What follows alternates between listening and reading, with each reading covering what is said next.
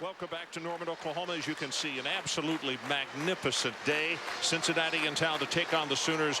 And Ed, talk more about Sam Bradford, the young sophomore out of Oklahoma City. It's almost amazing what he did as a freshman last year in his efficiency. Set the TD passing record for the freshman, which was Colt McCoy's record for all of 1 year. He also led the nation in passing efficiency. Very efficient with the ball. Very rarely throws it into coverage. And let's take a look at the Best Buy impact players of the ball game for the Sooners. DeMarco Murray had a knee injury last year, had surgery, 100%, up 10 pounds from last year, still explosive. Leading receiver last year for Oklahoma was Joaquin Iglesias, 68 catches, very good in the open field, and a 6'6", 260-pound tight end in Jermaine Gresham, very good in the red zone, runs like a wide receiver. And it seems like every game, every year, he just gets better and better. Well, it's one of the top home fields in college football, and the Sooners are ready to defend it. The opening kickoff is next. OU will receive. So Brian Kelly, the head coach of Cincinnati, on the left, and on the right is Bob Stoops. Hard to believe that Bob Stoops is beginning his 10th year as the head coach here in Norman. And for Coach Kelly, he's beginning his second. He has a great record every place he's been, and a very demonstrative fellow. As you look at DeMarco Murray, along with Iglesias, the two deep men, two very dangerous deep men for the Oklahoma Sooners. Kick it off. Jake had been doing the field goal kicking. Yingling will handle that today. It'll be Jake with the kickoffs, unless the head coach changes his mind midstream in this one. Good kick.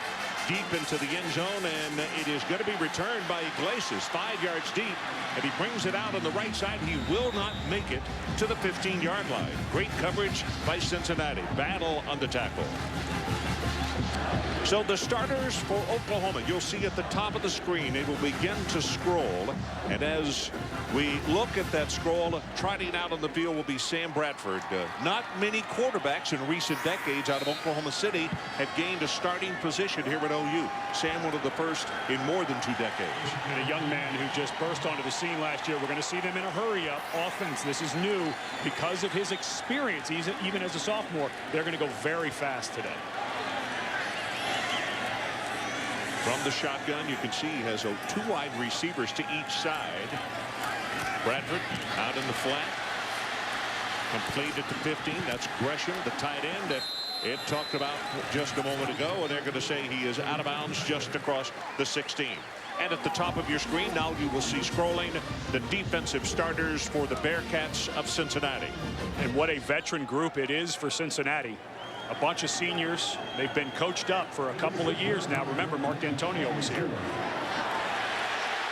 Running play across the 20, the 25, and out to the 28 is DeMarco Murray. It's a gain of 9, and there's the hurry up right there. Was Cincinnati a little off guard on that? Absolutely. They see it every day in practice because Cincinnati also runs it. But this is a big group of offensive linemen. You better be down in your stance as a D lineman to be ready. Lode Holt on the left side, suspended last week, gets his first start of the year this afternoon.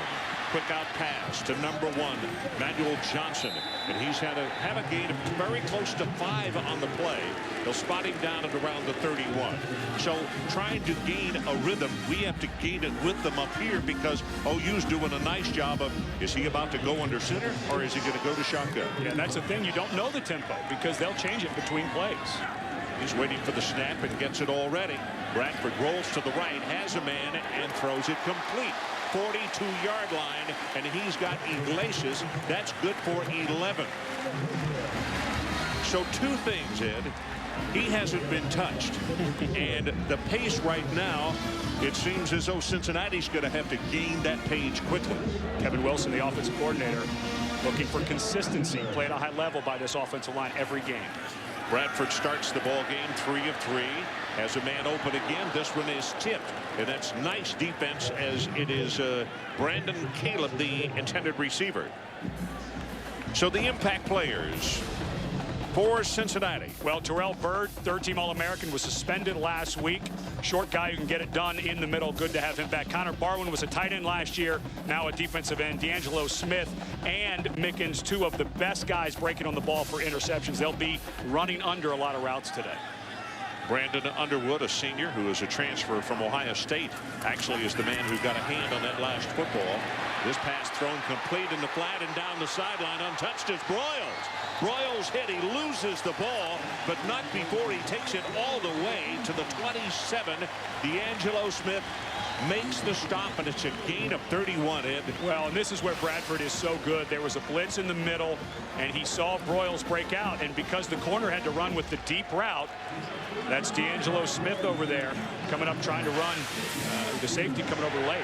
Got a man wide open right over the middle. Touchdown, Oklahoma. It is Brian Broyles, 27 yards.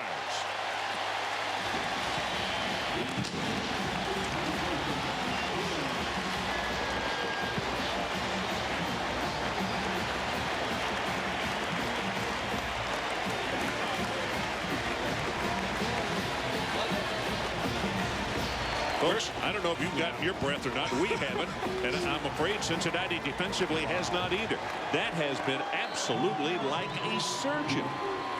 This is Stevens, Jimmy Stevens, a redshirt freshman out of Oklahoma City, with the extra point attempt, and he knocks it right down the middle. So, wow, not even 2 minutes played in this opening quarter, and Oklahoma on the board, 7-0. You know, Ron, when we saw the new rules, we had conversations during the offseason about how many teams were going to start using the no huddle. Well, if you look at the amount of weapons, and Broyles, a young man, a freshman that they really like, was suspended last week against Chattanooga. And you see that they have added to their repertoire. Of course, Malcolm Kelly leaves, such a great playmaker. You step in with a guy like Broyles that they don't want to use Mark Clayton's name, but they say he sure does remind us of Mark Clayton with his quickness in the open field. The interesting thing that his offensive coordinator said, and Kevin Wilson said yesterday, he said, pardon the expression, but he has a shake and bake that most people don't have. And then in the open, when he's in space, that really creates some problems. Yeah, and Kevin Wilson just has so many guys. You know, the one thing he's got to fight is they'll start moving some guys around, is make sure that those guys really know each position, because Murray will go out to a slot receiver. Gresham will move around. You've got to make sure that they're drilled, but they go so fast in practice, I don't think that's a problem. Ready for this? Drive 88 yards in 1 minute and 42 seconds. Now, my advice to Oklahoma, don't rest on your laurels here and think, well, hey, you know, did the same thing last week in our opening ball game. The Cincinnati Ball Club is very good on the offense as well. Yeah, no offense to Tennessee Chattanooga, but this is a whole different bunch that they're going to be playing against. Looks like Matthew Moreland is going to kick it off for the Sooners. A little bit of a surprise here. Early in the season, both coaching staffs making some changes. Spinner is going to be short and will be taken at the 9-yard line. This is Gilliard, and he will take it out across the 25 to around the 27. So at the top of your screen, we will scroll the Cincinnati offensive starters. And as we do that, you'll get an opportunity to look at Dustin Brutza, the senior out of Maysville, Kentucky, at quarterback. And a young man who was the starter, as we mentioned at the top of the show, in 2005, 2006. Ben Mauck, and we'll get into that whole saga here in a little bit, what's going on with Mr. Mauck's lawsuit. But the coaches really trust him. They're looking for the same efficiency with Mauck. Last year, touchdowns to interceptions. Brutza struggled with that earlier in his career.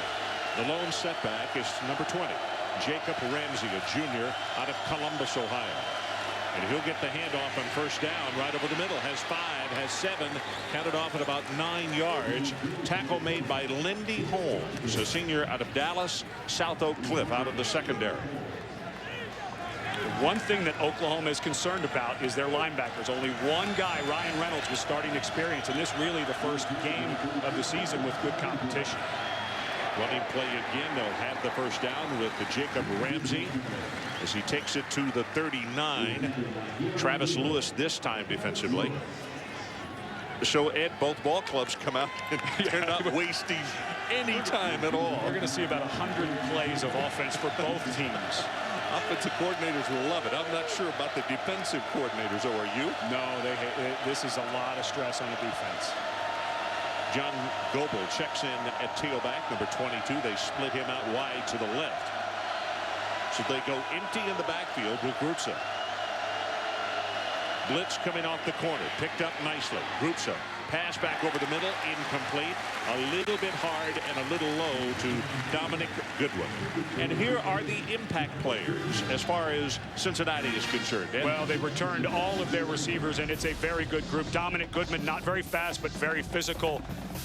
Marty Gilliard has great hands and is very good in the open field. And the guy, Marcus Barnett, last year as a freshman, they call him Bones because he is so skinny. 13 touchdowns, set a Cincinnati school record. Gaduli and Ali are the two tight ends.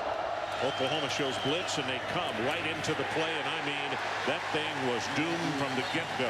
And I have a feeling that Brutza had maybe already made the change and couldn't get out of it, but the minute that the defender, Jeremy Beal, number 44, stepped up and came on the blitz, it was right in the hole where the ball was handed off. And Beal, a guy who they've moved around a little bit from linebacker to defensive end. He can bounce some. He's more of a linebacker athlete, but he will play with his hand down on the ground some as the defensive lineman. Third down, and it's going to be plus 10. It's going to be about 11 yards. You need to take it across the 49 to maintain the drive.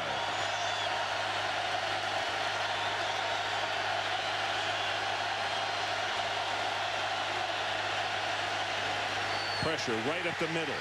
Brutza running for his life, and he's going to go down. Back at the 28-yard line.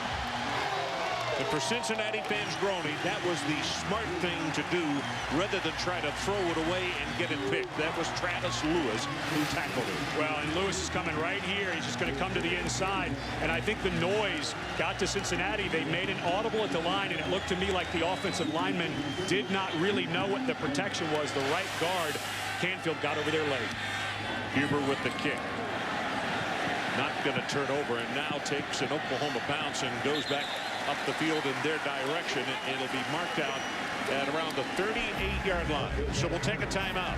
10:52 left, opening quarter. Sooners 7-0, and they're back on offense.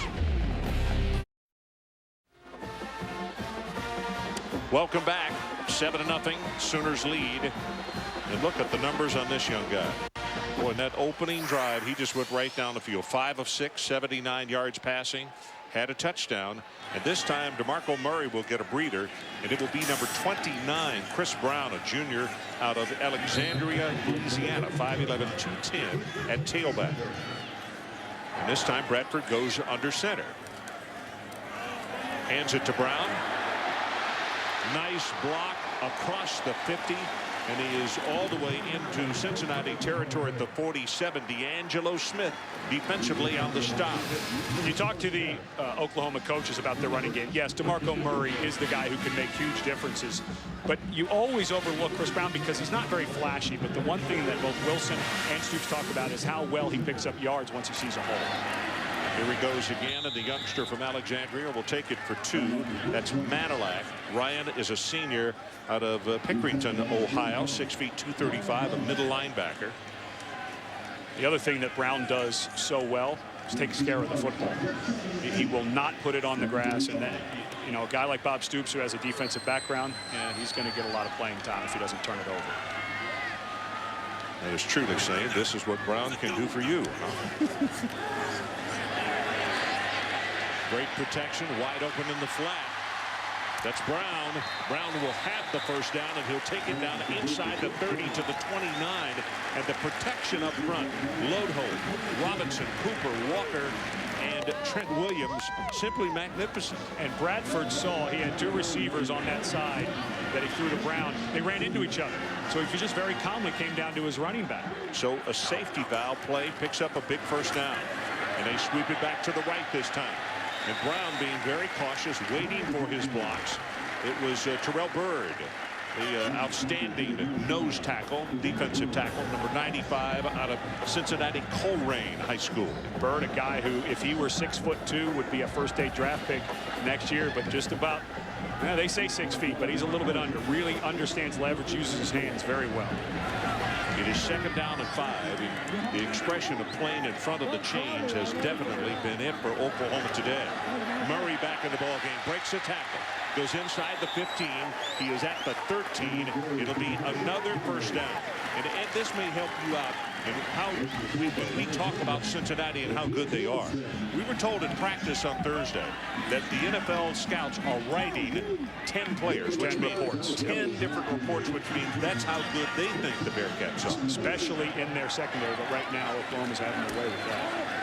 Bradford for the end zone. The ball a little too hard and was tipped, I believe, by Mickens. And Mickens certainly the best of the cornerbacks for Cincinnati. What's interesting in their defensive secondary, they actually moved D'Angelo Smith from corner to free safety because Brandon Underwood, an Ohio State transfer, was there. And this, I mean, you don't cover any better. That's, you know, the hands there legal in college football beyond 5 as long as you're equal with the run. DeMarco Murray spins off the tackle, going to come back to the open side. Bradford with a block. Not much of one, but it was better than a Matador block. He gave it a shot. I'm not so sure that you want 14 having to block, but this is what Murray gives you. Expect anything. Good defense and a missed tackle there by Manilak. Yeah. And there's Bradford. We'll try to call that blocking going against Ricardo Matthews. So Oklahoma with 140 yards already in this ball game, and we've just gone under 9 minutes to play. Bradford with the audible. He'll stay from the shotgun. Step to his right, throws it to his tight end. It is touchdown, Jermaine Gresham. Oklahoma. I'm not saying it's going to happen today, but they scored in their first 7 drives last week. They have tallied on their first 2 today, and quite frankly, I think the head coach from Cincinnati would agree with me. It has been like child's play. Well, and Gresham gives you so much versatility. He's lined up actually as a slot receiver, and the defender on that sign, Cedric Tolbert, the strong safety.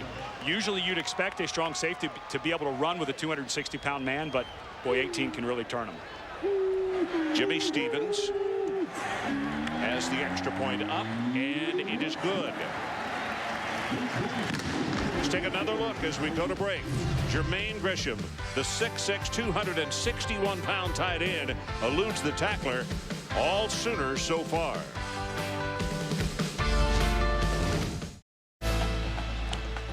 Welcome back to Norman, Oklahoma. As you got to look at some of the Heisman Trophy statues to the east side of the stadium.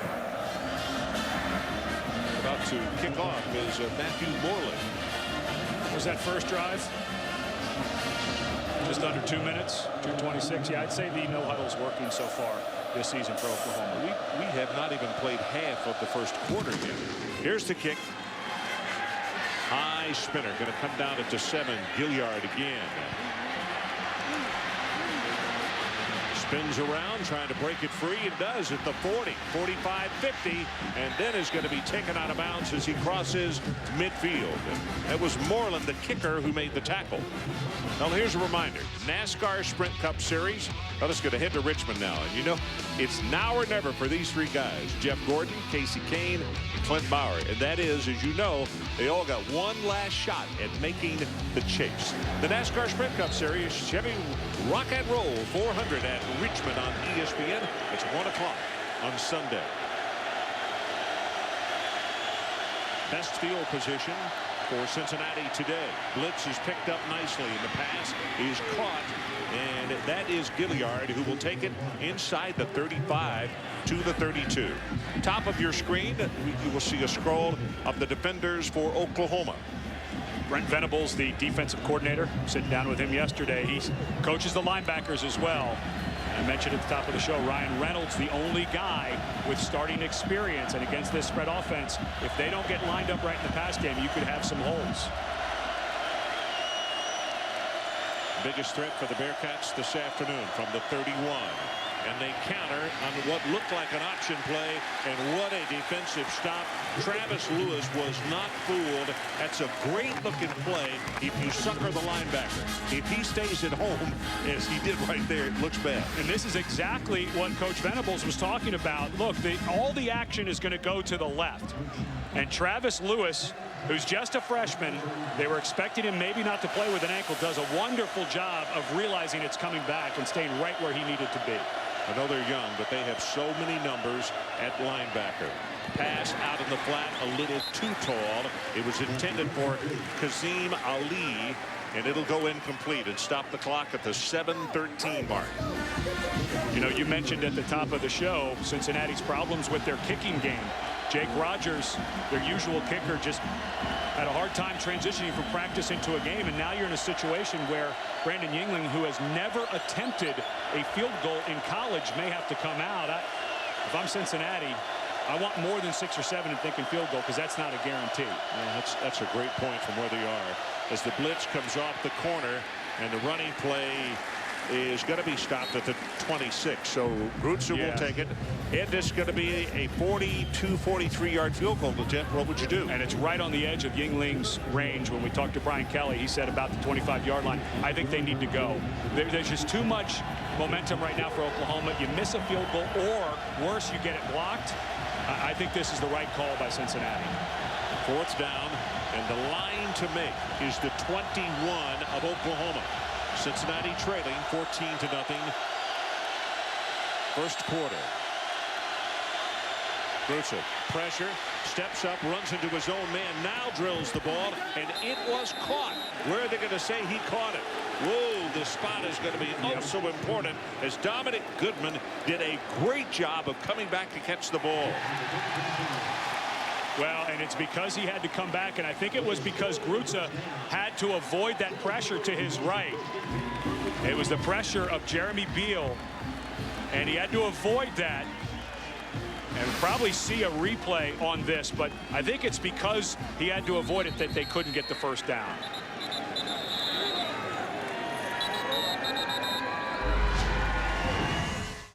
After review, the ruling on the field is confirmed. So we'll take another look at the play. An absolutely great job by the receiver to not only catch Ed, but to get his feet down. But as he was dragging, he was coming beyond the line he needed for the first down. And even though it was very close, remember, it has to be irrefutable, that video evidence. And it's where the ball went out of bounds, and you just couldn't tell enough to turn it over, and I think it was the right thing to confirm it. So Bradford this time goes under center with an I formation behind him.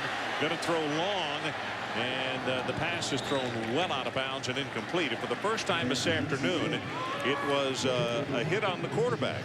Connor Barwin was putting the pressure on young Mr. Sam Bradford. Well, and if you question Brian Kelly, the head coach of Cincinnati, even though he calls the plays offensively, if he cares about defense, when you take a guy like Connor Barwin, who had 31 receptions last year as a tight end, and move him over to get a high energy guy on your defense, that's commitment to an entire team.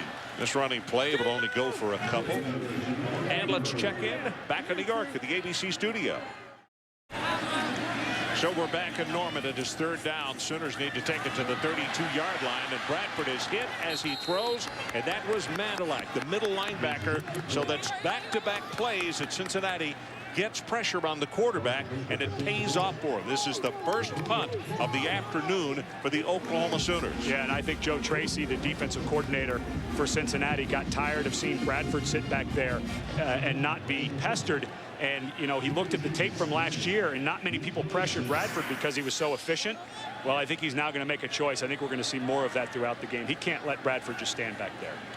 Matt Nall, who was not used very much last week since they scored on the first 7 possessions, gets a line drive boot away. And running away from it is Angelo Smith. D'Angelo Smith will let it bounce, and it will be 1st and 10 for Cincinnati following a 48-yard boot.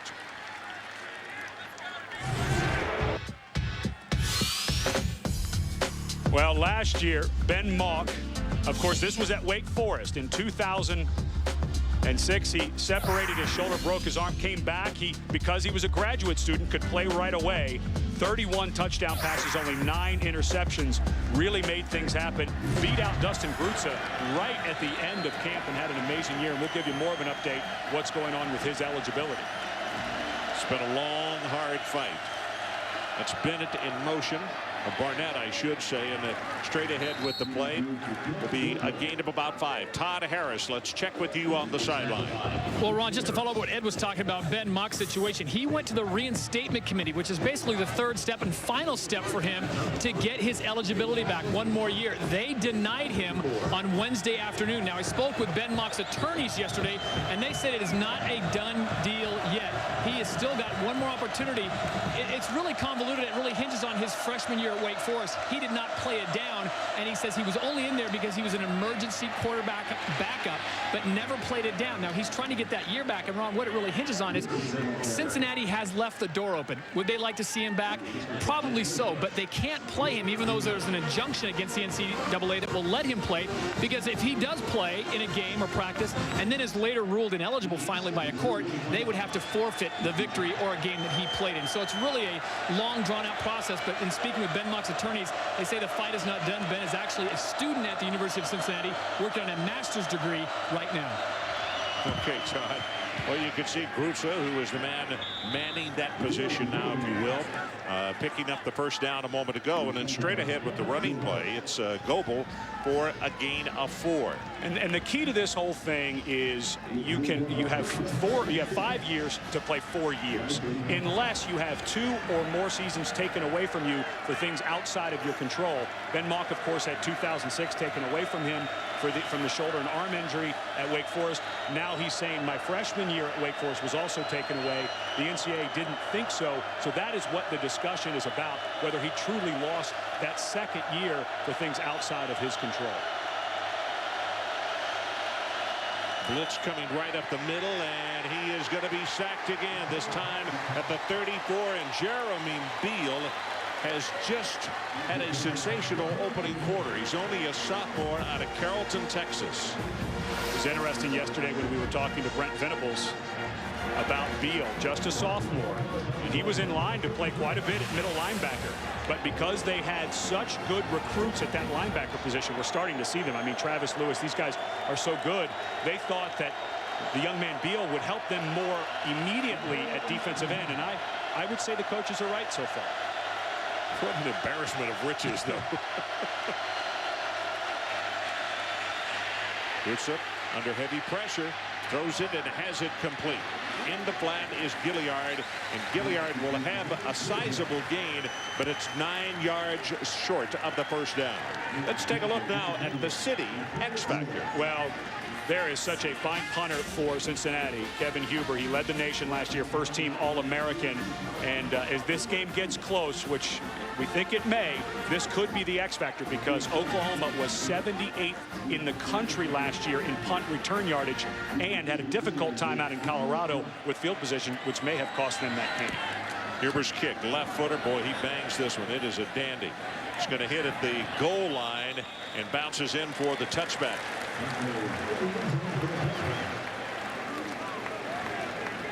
Well, we had a microphone on Brian Kelly in pregame, and here's exactly what he sounded like. Well, you guys got good players, boys, too, I tell you. You know, it's obvious. At least we've got some veterans on defense. Oh, yeah. So that's when we took the game. We said, you know what? We're not there across the board, but defensively, if you can play good defense, shoot, you got a shot. Oh. Looks like you're going to have a sellout today. Oh, we've been sold out 10 straight years. 10 straight years? Every game. And yeah. 54-2. He knew what Stoops' record was in the stadium. That's interesting. 54-2. He was right. Deep on the pattern. Intercepted. Picked off by Brandon Underwood. And now a flag comes down way back beyond where the ball was intercepted, and I was looking back up the field and didn't see exactly what happened there. Ed, there are 2 flags down. Did we have a clip? Well, it was Joaquin Iglesias. Looked like he got tied up, but what a nice play by Underwood. One-handed catch, transfer out of Ohio State. After the interception, illegal block in the back. Number 21 on the defense, 10-yard penalty, first down. Mike Mickens, a senior, makes a huge mistake because Underwood was already gone. Pete, let me tell you something. They had the ball down at the Oklahoma 30. This penalty is going to put it almost back at like the 15-yard line. Well, that's just not smart. Look, even if Underwood hadn't what appeared to look like outrun Iglesias, who was making a decent effort, you can't have that mistake. I mean, you're down, you're on the road, you get some momentum, and you make a mistake like that. But what a wonderful catch by Brandon Underwood. And that is a ball that Bradford, that's kind of new. He went 5 games last year without an interception. You don't expect him to throw a bad ball, and that was just a bad throw. I think what he was trying to do is what you talked about so much last week in our 2 games, and that is put some air under it and let the receiver run under the football. Unfortunately, it was the defender. It was run under. We know that for sure. From the 18-yard line, it's going to be movement on the part of Cincinnati. Ball start, number 60 on the offense, 5-yard penalty, first down. Jason Kelsey, a sophomore out of Cleveland. Oklahoma, defensively, here are the Best Buy impact players. Gerald McCoy, a sophomore, is becoming dominant. English led the league in sacks, missed 3 games. Ryan Reynolds, all that experience they needed. Nick Harris, like a linebacker, strong safety at 230 pounds. Running play will just go for a couple of yards, and that's it, as Travis Lewis is there to collect another tackle, and I think that's 4 for him already in his opening quarter. Well, you just can't say enough with these mistakes. The penalty, Kelsey jumps off sides, the block in the back by Mickens have done to Cincinnati in what looked like would have been a good start in field position. There's that middle screen. Gilliard, blocker in front. He's got speed. Open field at the 50. Cuts back against the grain. Still a foot race and caught from behind by Nick Harris, the strong safety, who is 230 pounds. And looking at coach's film yesterday and watching Cincinnati against Eastern Carolina, and you're going to see watch the linemen get out in front. We freeze it right here. The linemen do a great job with recognition that everybody's blocked, and they get downfield and do a wonderful job. Gilliard then, with good vision, sees more open field and gets a big gain. From the 26. The running play goes inside the 20. That time it is Jacob Ramsey, and it's a shovel pass, which is as good as a running play. And Austin English records his first tackle. And talking to Brent Venables yesterday, the defensive coordinator at Oklahoma, he said the screen, the shovel pass, the tight end screen close to the line of scrimmage, those substitute for running plays. Cincinnati does not have a great running game, don't have the backs they quite want in this system, but those are the little things they do to get that inside yardage. And it also is anything to get misdirection against a very, very speedy Oklahoma defense. A little bit of what is called a smoke draw. Flag goes down, and he's going to be tackled at the 25-yard line. And that's going to be a loss of 5 yards on the play. And they're going to back him up even more, holding on Cincinnati on that on the left side. Nick Harris made the tackle. And I mean, the minute that they looked up to try to run the draw. Holding, number 83 on the offense. Penalties declined. Third down. There were just crimson jerseys everywhere. And there's the takedown right there on Austin English, who did a nice job coming inside. And I like the decision to decline and put them at third down. Really have to trust your defense to decline that penalty near the red zone. Well, where they need to take it is the 16-yard line. 14-0. Sooners on top. Could be the final play of this opening quarter. Rutsa from the shotgun. Going to run it. Turns it up 20 and is knocked down hard at the 17-yard line. That is going to be short of the first down, I believe. Travis Lewis with still another tackle. And that is the end of the first quarter. Oklahoma 14-0. This presentation of college football presented by Best Buy will continue after this message and a word from our ABC.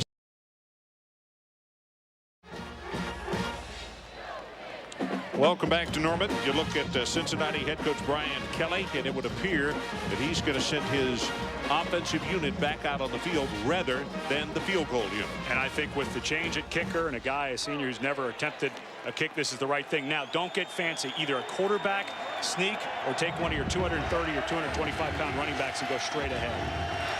Now it looks as though Grutzer will go from the shotgun. Jacob Ramsey is the tailback, standing just to his right.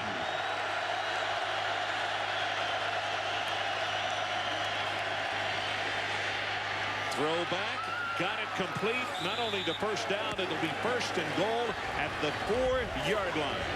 Really a well-conceived play as they threw back against the grain with the flow going to the right. And it is first and goal. They're going to say officially at the 5. Well, pretty dangerous play here because Adrian Robinson was lined up over to the left, lined up away from the line of scrimmage, and the coverage by Lindy Holmes was actually very good, but give 6'5" Robinson the credit for going up and making a play on that ball. This time from an I formation, straight ahead with the running play, and there's just not much there. Jeremy Beal with the tackle on Ramsey, and it'll be second down and goal. And for Brian Kelly, who is the play caller and head coach, he's been doing that basically since he took over at 28 years old at Grand Valley State, a Division II school. And they kind of invented this offense up there. They use those tight ends just like Oklahoma all over the place, and now in the red zone. Now, it doesn't look like you're going to get much running straight ahead. So I think go back to that misdirection and use those pass-catching tight ends in the end zone. Yeah, the difficult thing, if you try to sweep with these running backs, Oklahoma will run them down from behind. There's the Statue of Liberty. Ramsey, and he'll be stopped, maybe a gain of a half-yard. That was not quite as well run as the one Boise State, that's what I was just going to say, Ron, that this is not a play. Well, hey, listen, the good news is Oklahoma worked on this and learned how to defend it. Defend it very well against Ian Johnson. It's like Patton, and Stoops could have just screamed from the sideline and said, we read that book. Been there, done that. Didn't get a T-shirt. Third down and goal.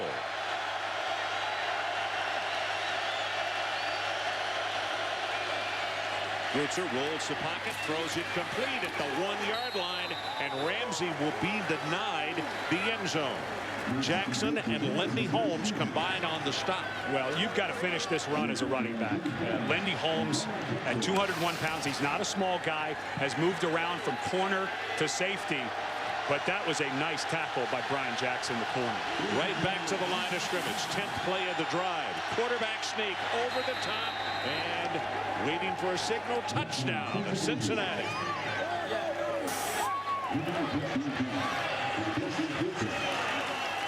And there Cincinnati does exactly what Oklahoma did to them earlier on that touchdown pass to Broyles. Defense thinks, oh, we're great. We stopped them on the 1-foot line. It's 4th down, and bam, they go right away. That's a nice job. Got it right behind that center, Chris Jurek, at 290 pounds. And good movement by the center on that play. Brandon Yingling from Mason, Ohio, will attempt the extra point. And as they're standing out there counting, Yingling turned to his holder and said, we need one more. We don't have a full package here. Good pass, and he knocks it home.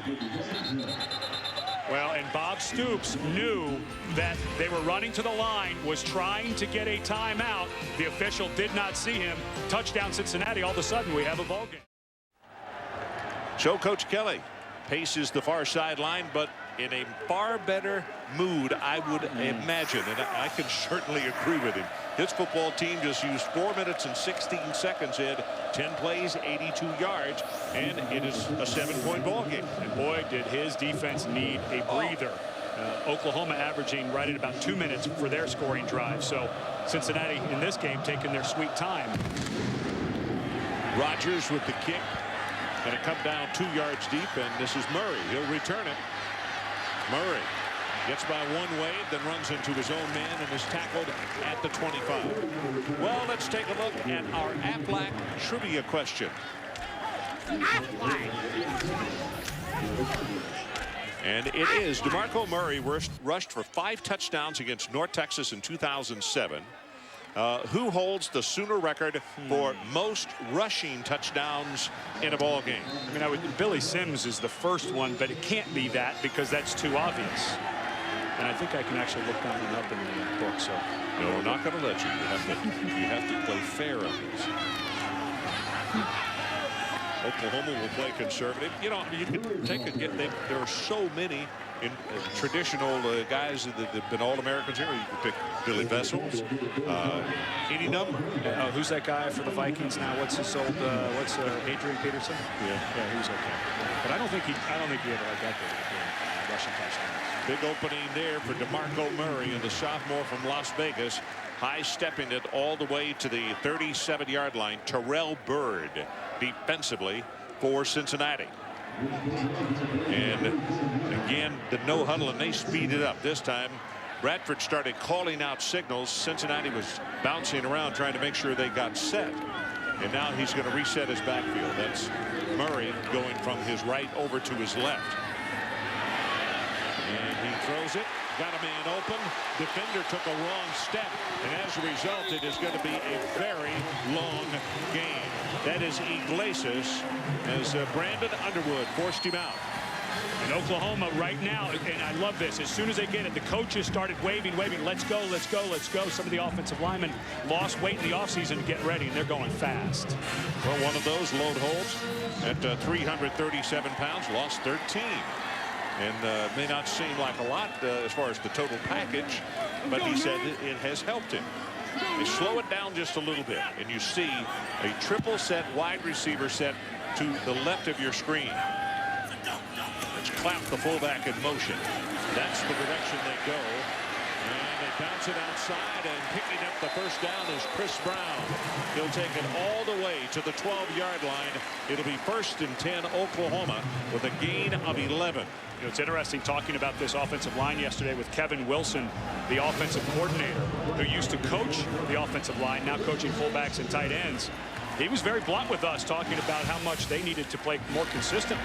Bradford to throw in the flat, has it complete, takes it close to the goal line, and the official says he stepped out of bounds, I believe, at the 1, and that's Matt Clapp, the fullback. Clapp, a young man who was very promising early in his career. They had so many guys, and that's a defender. I believe that is D'Angelo Smith down for Cincinnati. They cannot lose their free safety. But Clapp, a guy who redshirted last year. They had so many guys, and they knew that they were going to play Brody Eldridge there. And they really like this guy all over the field, not just at fullback. Waiting for the defender to get back up to the sideline so that he can be looked at. Oh, they don't need to review this. Come on. You know, I like instant replay until it's so obvious that the call was right on the field. Clapp was down. He was hit. His shoulder and everything hit at about the half-yard line. This is the right spot.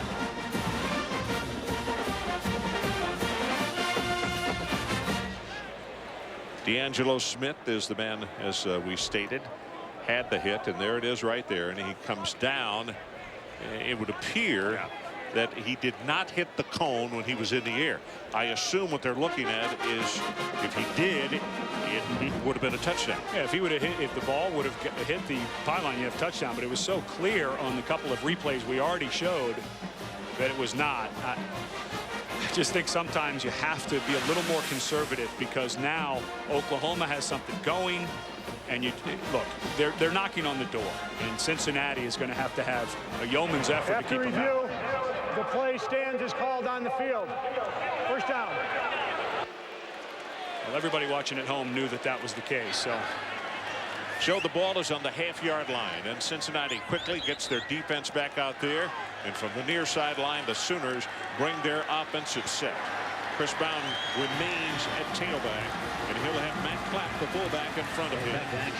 14-7 Sooners are trying to make it a 14-point lead again.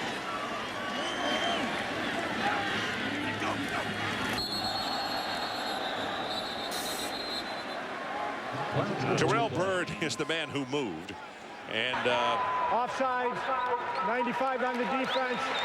Penalty is half the distance to the goal. First down. Well, they call him the Cincinnati Birdman. Of course, he's built like Warren Sapp quite a bit, actually. I played against Warren Sapp in the NFL. He's short and a thick guy. Quick snap. Brown going to walk it in. Touchdown, Oklahoma at the 10:50 mark. Matt Clapp, and they didn't change the play because Clapp, even when they came off sides a bit ago, went out and took the defender out and put him flat of his back, and they ran that same direction this time. You know, when we watched the film of Oklahoma offensively against Tennessee Chattanooga, it was hard to tell. Tennessee Chattanooga was just not good enough to be here playing that game, and you saw that efficiency, but boy, it's just rolled right over to a good quality opponent in Cincinnati. Jimmy Stevens with the extra point attempt, and he's got his third one of the afternoon. So with 10:50 left until halftime, our new score, Oklahoma 21, Cincinnati 7. You're watching ESPN College Football on ABC. Good look at the Ford Center, downtown Oklahoma City, and of course they are about to be the new home of an NBA franchise. We'll talk more about that new nickname that the team has as the afternoon goes on. It also is going to house the Big 12 basketball championship again this year. It was their year before last, and of course a young man by the name of Kevin Durant had played for the Supersonics, still plays for that team, but he knows that arena well. In fact, he had a wild finish against the Kansas Jayhawks, his only year to have played at the University of Texas. Here's the kick. Way's kick comes down to the 5, and this is Gilliard. Gilliard breaks by a tackle, got a big opening. 45, 50, still on his feet, and finally is going to be stopped inside the 35. And then I can tell you, special teams coaches at Oklahoma are not going to be real wild about that. Some real bad tackling. And give credit to Cincinnati. They opened up a hole in the middle. And Gilliard has shown this time and time again. There's guys in position to make tackles, and he's just absolutely running by guys. I mean, 62 yards on the return. Yeah, we saw that yesterday on film, and you just don't know. They played Eastern Kentucky, and even though that's a good FCS 1AA program, you don't know how good they're going to be this year. But Gilliard looked this good against those guys. One of the few times this afternoon that Grutza has gone under center. Gibson to Goebel, and he's tackled immediately by Ryan. Statewide, the interest is deep and broad, and so much excitement about this team. Well, speaking of excitement, Cincinnati now driving down. It looks like they're going to take it right in line. We'll continue here with Clay Bennett, the principal owner of the new Oklahoma City Thunder. The name. A lot of people want to know the name. Game presentation, and speaks of an identity we hope to establish with the team, of being a team that works hard to build around, and we're going to get better and better. Well, the folks at Three Stripes were happy enough to set me up. I don't know if I look good enough to play for you guys right now, but you keep me in mind. First of all, as the interview was going on, they did almost score, but there was not just a holding, there was a tackle in the middle. That's what brought the play back. Well, and it's Gerald McCoy who, boy, he's just starting to come into his own as just a sophomore, the Big 12 freshman of the year, through a great move on Jason Kelsey, and Kelsey had no choice but to hold him. And again, Cincinnati calls a timeout here. As soon as they get something positive, you know, they've only had that one drive, but they keep hurting themselves with these penalties. So we'll take a timeout. 9:43 left until halftime. Oklahoma 21, Cincinnati 7. So we're back, number 4, Oklahoma, with a 14-point lead over Cincinnati. And here is the answer to today's Aflac trivia question. DeMarco Murray rushed for 5 touchdowns against North Texas last year. Who holds the Sooner record for the most rushing touchdowns in a game? Ed, do you have a guess? You know what? I'm going out on a limb here. I'm going with Troy Aikman. Okay. Quentin Griffin. Quentin, who led this ball club to a national championship down in the Orange Bowl against Florida State. Yeah, I remember that game against Texas, and boy, you really looked at that young man low to the ground, so powerful when he got around the line of scrimmage. Third down, they're 0 of 5 on third down conversions, but they're 2 of 3 on fourth down. Great protection, and what a catch. That'll be enough for the first down by Marty Gilliard. Good heavens, what an effort. 22 yards in the pass play, and also give credit to that offensive front. A really nice job by Cincinnati keeping Oklahoma at bay. And Lindy Holmes was right there, ball thrown a little high, but Gilliard, look, they returned all of their main receivers from last year, so all Groots has got to do is try to fill those Ben Mock shoes right now. Not quite that accurate, but he's figuring it out. Over the middle, the ball is tipped. That was Reynolds, the junior linebacker, who goes high in the air to knock it down. Reynolds, a young man who played outside linebacker last year, has battled some injuries, had 2 knee surgeries, now playing that middle linebacker. And every quarterback will tell you, in a 4-3 defense where there's a true middle linebacker, that's the guy who always gets you on those over-the-middle throws because he just can't see them. On second down, they swing it out of the backfield. That is Goebel, and he'll take it inside the 15 to the 13-yard line. Tackled by Lindy Holmes. Well, and I really like the play calling by Brian Kelly. They just don't flinch. They're on the road, and this is a game where he feels like they have a lot to prove. He said, okay, you won 10 games last year, first time since 51. You finished 17. It doesn't matter. You have to do it in games like this, and that's why he scheduled this game. This was not on the schedule when Brian Kelly got to Cincinnati. Well, he's got a third down coming up. Needs to take it to the 10 of Oklahoma. They trail 21-7. Looking, lots of time, got it complete, and there again is Gilliard, and he will have plenty for the first down. It'll be first and goal from the 6-yard line for the Bearcats. Well, and they're happy to have Gilliard back. He sat out the 2006 season for academic reasons. Got him back last year, and of course all of the receivers had big numbers with Ben Mock in at quarterback. And boy, he reminds me of Dell, the young man we saw at Michigan State, how he catches the ball with his hands and his feet are already moving in open space. Goetze with the first and goal. Pressure coming. That was Beal after him, throws it, intercepted in the corner of the end zone, and that is Dominique Franks, the sophomore out of Tulsa Union High School. Well, you just can't make this throw, and this is something that Brian Kelly and his quarterback coach, Craig Forrest, have worked on with their senior quarterback. Early in his career, his interceptions were more than his touchdowns, and they wanted to work on that. But this coming back, he just needed to throw this in the stands. And Franks was the corner, read that the whole way because his receiver stopped in the corner of the end zone. So now he's got no responsibilities. You just don't make that throw as a senior quarterback. Throw it away. You've got another down. Give momentum right back to Oklahoma's offense. DeMarco Murray back in the ballgame at tailback, and he gets the pitch with a blocker in front, and it's going to be about 5 tough yards on the play. Well, college football action kicks off at ESPN tonight in the Sunshine State. Miami at number 5, Florida. College football primetime presented at Hampton Hotels on ESPN tonight at 8 Eastern. We'll talk a little bit more about that in a moment as with this quick offense.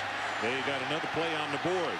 And the pitch reverse, double flag is down. It's going to be Iglesias stopped at the 33-yard line, but we're going to have a hold that'll bring it all back. Yeah, Brody Eldridge. Holding, number 83 on the offense, 10-yard penalty, second down. And Eldridge, a guy who you just don't expect this out of, lined up right there. He's, most coaches say, the best blocker on the team, but he's locked in with the defender from Cincinnati and just will not let go, working against Ricardo Matthews, a defensive tackle. That's the first OU penalty of the afternoon. And by the way, Brody Eldridge could well be a Aflac trivia question in the near future. And I'll tell you why after this play. There's a middle screen thrown complete. Good for only about 5 yards on the play. Eldridge was all Big 12 freshman last year, right? Fullback, yeah. Fullback. Yeah. never carried the ball. It was all as a blocker. So now, I mean, that's a great trivia question, isn't it? Yeah, how can you get all conference in what's considered a running back position with 0 carries? But the coaches talk all the time as Underwood is down, the cornerback from transfer from Ohio State. And Cincinnati is good at that secondary, but not a whole lot of veteran depth. But Eldridge, a guy who played that fullback, and we talked about Matt Clapp, who actually redshirted last year because they knew Eldridge could fulfill that spot by another year for Clapp. And, Eldridge, one of the hardest working guys on the team, I'm sure not very happy about his last play. Underwood assisted to the sideline, so we'll get a mention to him. D'Angelo Smith, of course, that means he moves to the outside at corner, which is where he had, what, 8 interceptions last year, so he can play either one and play it tremendously well. It's time from the shotgun on 3rd down. Bradford looking and throws it complete, and that's his big tight end, Jermaine Gresham, who already has a touchdown this afternoon, and it's good for the 1st down, a gain of 17. Well, one thing that Jermaine Gresham has worked on all his entire career, he had problems with drops. As a matter of fact, dropped a couple of balls last week that maybe were touchdowns, but this is a nice job. He used to have to turn his body and catch that with his body. He's worked very hard catching it with his hands. This is Murray, who weaves his way through traffic out across the 40 to around the 43. Cedric Tolbert, a senior out of Xenia, Ohio, makes the tackle in the secondary for the Bearcats. I keep looking at the clock. We still have just over 6 minutes to play in the ball game, and Oklahoma has been averaging just over 2 minutes per touchdown drive. And this is only going to be a gain of a yard by DeMarco Murray, so it'll bring up a 3rd down situation. And so you lose Alan Patrick from last year's team, a 1,000-yard rusher. DeMarco Murray, who dislocated his kneecap against Texas Tech, had surgery, gained some weight. And then, of course, we've seen Chris Brown, what he can do. Boy, you said an embarrassment of riches about the linebackers here at OU. Offensively, they're in another tax bracket. 3rd down. Bradford zips the pass, threw it into coverage, and a flag is going to come in late. And now here comes another flag. D'Angelo Smith might be the man who was flagged, but the difficult thing is those flags were thrown. Pass interference. Number 6 on the defense. Ball be placed at the spot of the foul. 1st down. I'm not questioning whether the flags were good or not, but they were thrown right in front of the head coach, and they were a little late, and it did not make him any happier. Yeah, and I don't blame him. If it's late, they don't like it, but no question that Smith got there a little early, and you know he's over there because Underwood goes out, and even though he played cornerback all last year, played it well, tied for the national lead in interceptions. His timing, he hasn't practiced that timing of when to get to the receiver. Tailback position, and a nice job defensively. Guess who? Big Terrell Bird strings that play out and makes the tackle for a loss on Chris Brown. Well, this drive is pedestrian, considering what we have seen in the first 3 scoring drives for Oklahoma. 141, 226, 153. Total time 6 minutes. You know, back in the mid-'80s when they ran the wishbone, all of their drives for touchdowns were over 6 minutes. Pass over the middle, and that one was intercepted. Joaquin Iglesias had the ball come off of him, and the carom goes to Brad Jones, who makes the pick off for Cincinnati. And give D'Angelo Smith a ton of credit. He made a great jump on the ball, got his right arm in there right at the right time. We may take a look to see if this was a catch, but a great play by Smith jumping. So we're back 21-7, and that drive ended because of an interception by Brad Jones. And you watch the carom right here. Sam Bradford throws it, and the ball tips off Iglesias, and there is the pick right there. And that, by the way, is a career high. First time that Bradford has thrown 2 interceptions in a ball game. So that means that Dustin Grutza comes on the field. He's got 4:43 to work with. Try to cut this to a 7-point ball game,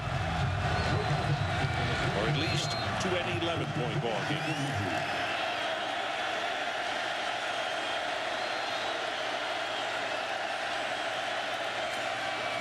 Goodman is the man in motion, but he throws back to the near side, and a flag comes down, and that is going to be defensive holding as he lost the receiver, looked up and grabbed him at the last moment.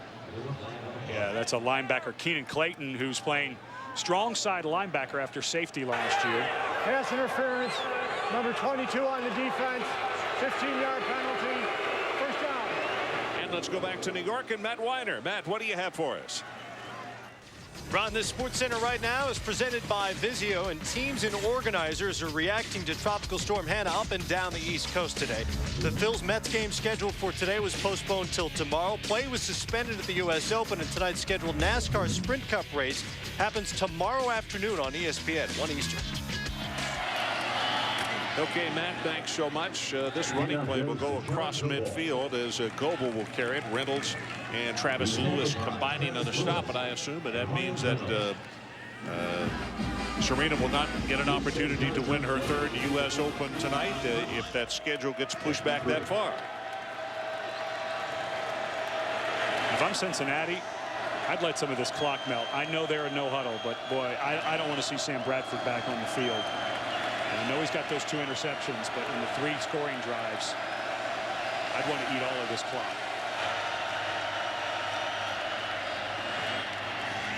Throws this one complete to Gilliard.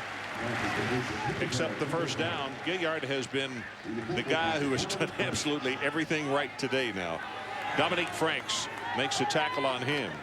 You know, it's amazing. A guy like Gilliard, you find out very quickly, he actually came to Cincinnati as a defensive back. And I'm sure the coaches immediately said, wait a minute. He's got sticky hands and can run. Yeah, let's go ahead and switch him. Empty backfield. Roots are the only man back there, and 5 receivers are split out. Now here comes Goebel back into the formation. Shovel pass to him, and he will be tackled at the 40-yard line by Travis Lewis. Travis may be in double figures. We'll get that before we go to halftime. He may be in double figures in the first half for the number of stops that he's had. And he's a guy they didn't even think would be able to play. Banged his ankle around. There's been a couple of guys at that outside linebacker spot. Mike Bolligan. We're hoping to see Austin Box, a young freshman that they're very excited about. See if he can stand up and play, but he's been banged up with a left knee that had to be scoped. So in steps Lewis playing well. Lewis 8 tackles and 1 sack. Pretty good start. Roots keeps it. The quarterback with a stiff arm will be dragged down. And here comes a flag. Is that going to be face mask? If it is, all of a sudden Cincinnati in great field position at 2:42. Well, they had him by the collar, you know, and there's that new horse collar rule, but you have to pull him down immediately. Personal foul, face mask on the defense. Penalty is half the distance to the goal. First down. Well, it's Brian Jackson, and Grutza does a really good job of faking the handoff and then making the first guy miss. Yeah, that's not a. Remember, they have thrown out incidental face mask. There's no longer a 5-yard, it's a 15. I think Bob Stoops does have an argument there. That the head has to turn or be twisted. It didn't look like Grutza's head was turned or twisted by Brian Jackson. Bob's head was twisted though when he spoke with that official. And the official's head twisted. 2:27 left until halftime. Cincinnati trying to make it a 7-point ball game. Grutza lobs it in the end zone, has a mad touchdown, and I mean he had gotten wide open. That's Goodman. Dominic, the senior out of Coleraine High School in Cincinnati with a 15-yard score. Lendy Holmes, the safety, got caught peeking. He just never, ever turned his attention towards the receiver. He was staring into the backfield and lost track of Goodman, and a nice job of recognition by Grutza. Let's not forget, 5th-year senior. He's made a bunch of starts in his career. We all remember Ben Malk from last year, but this guy has experience to find the open guy when it breaks down. Yingling with the extra point. He just hit the upright and missed it. So that experiment with the kickers is still going on, I would assume, at Cincinnati with that. Extra point is no good, but watch this play right here.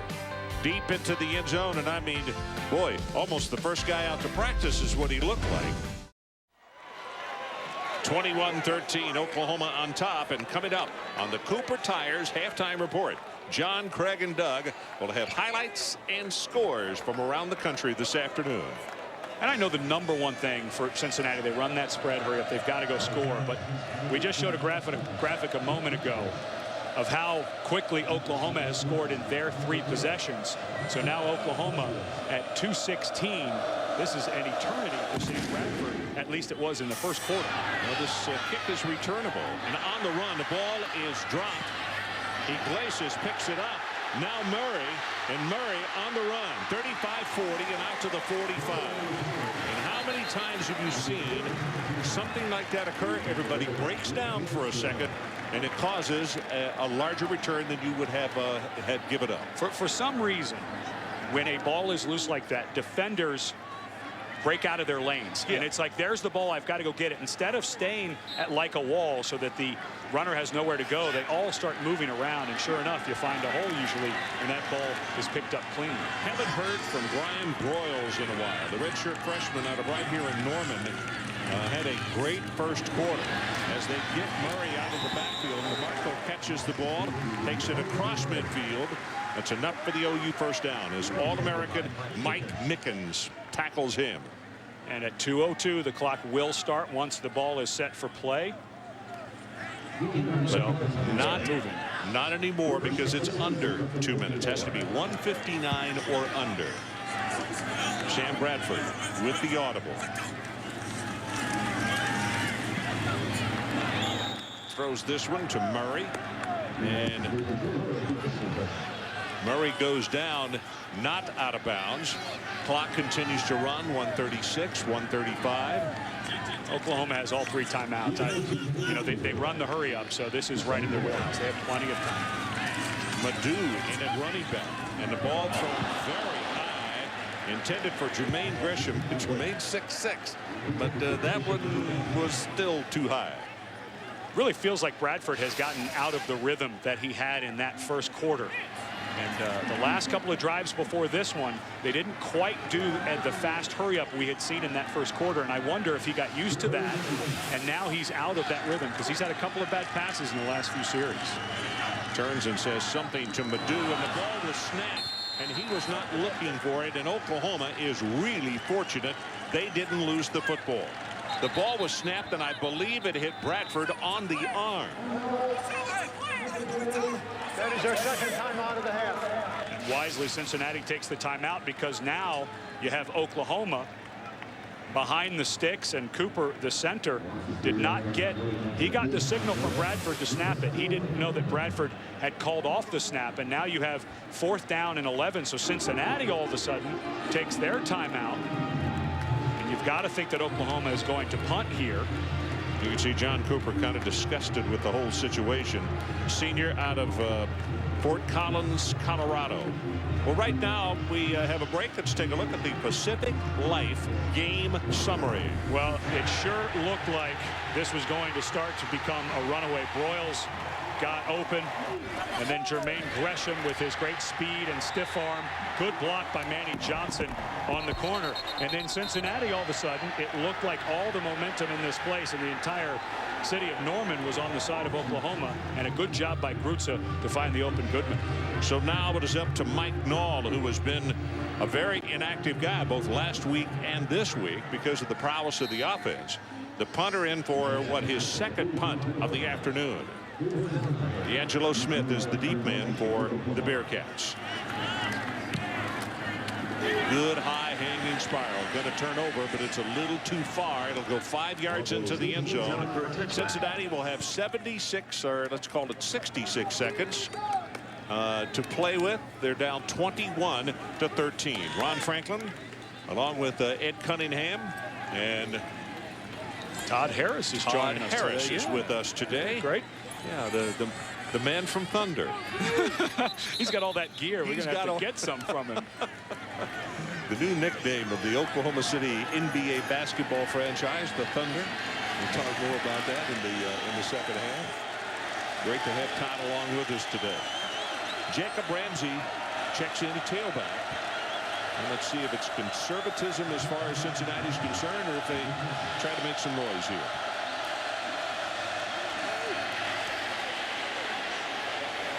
Play action. action. Got a man wide open, a blown coverage, and across midfield. The ball is punched out, and Oklahoma has gotten on the football.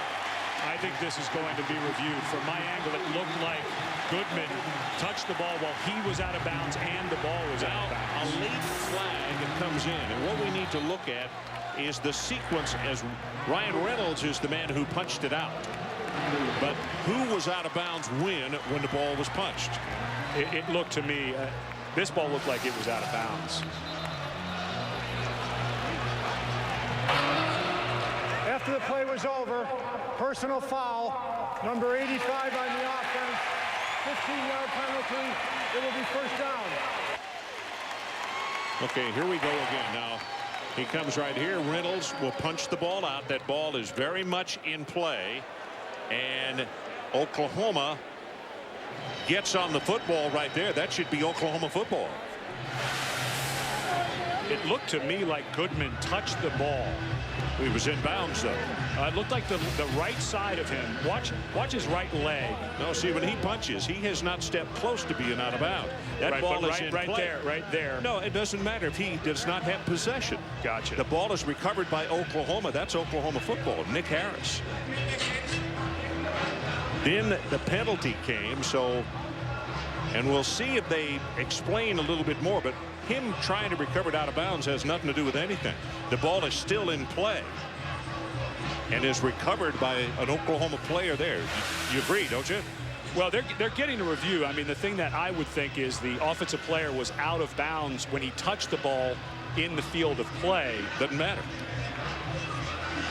If he's out of bounds, he does not have the right to recover it. I mean, he does, but it. Yeah, he's in contact there with the ball. I wouldn't be surprised if they went ahead and overturned this. But then they get the penalty on top of it. You know, even if the big play, again, Cincinnati gets a big play and hurts themselves with a penalty.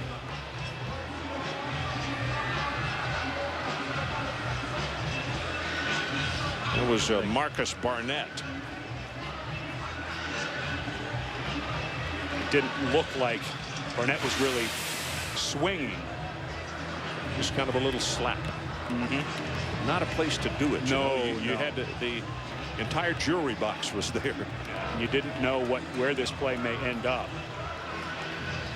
I hope they'll give a full explanation, because this is one of those that a lot of officials clinics, and they get these reviews every week. We'll look at this one right here and say, how would you have called it? After review, a Cincinnati player who was out of bounds touched the loose ball. By rule, the ball becomes dead at that point. It will be Cincinnati's ball at the spot of the fumble. First down. Well, now the question becomes... No. But I want to ask one question. I understand what he says, by rule. But why then, if he doesn't have possession of the ball? Right, but now he's out of the field of play, so he touches it. The rule is connection to the out of bounds. The ball is now out of bounds. That's without possession. Exactly. Yeah. Even when it's touching. I agree with you, Ron. I've always thought that's a little bit of a hokey. Will be enforced from the spot of the fumble, 15 yards. It will be first and 10. Yeah, and that obviously hurts the big gain by Cincinnati by 15 yards. But I've always thought that's a little hokey too. But the rule has been, if the ball is touching a player who's out of bounds, ball connected to player who's out of bounds, ball is out of bounds. Is the quote-unquote logic behind that. All righty, it is first and 10, and Cincinnati has the ball at their own 48. They got 53 seconds with which to work.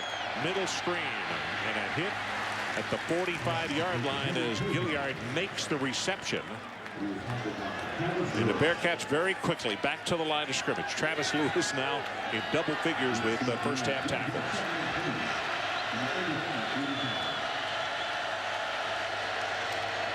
Blitz is on, and the ball is thrown away.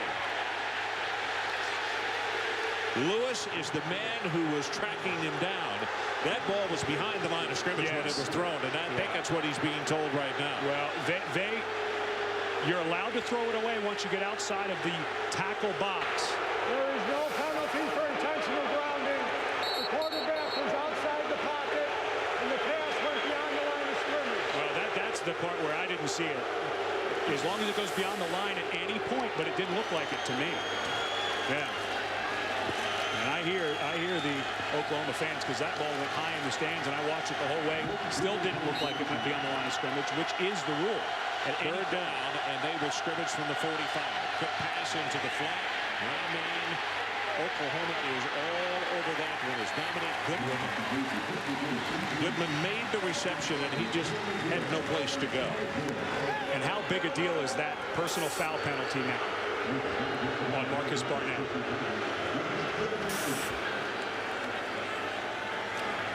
So we'll take a timeout. 17 seconds left until halftime. It's still Oklahoma 21-13.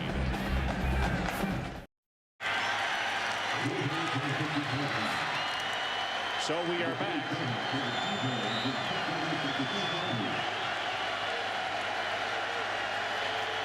Cincinnati is going to kick it away.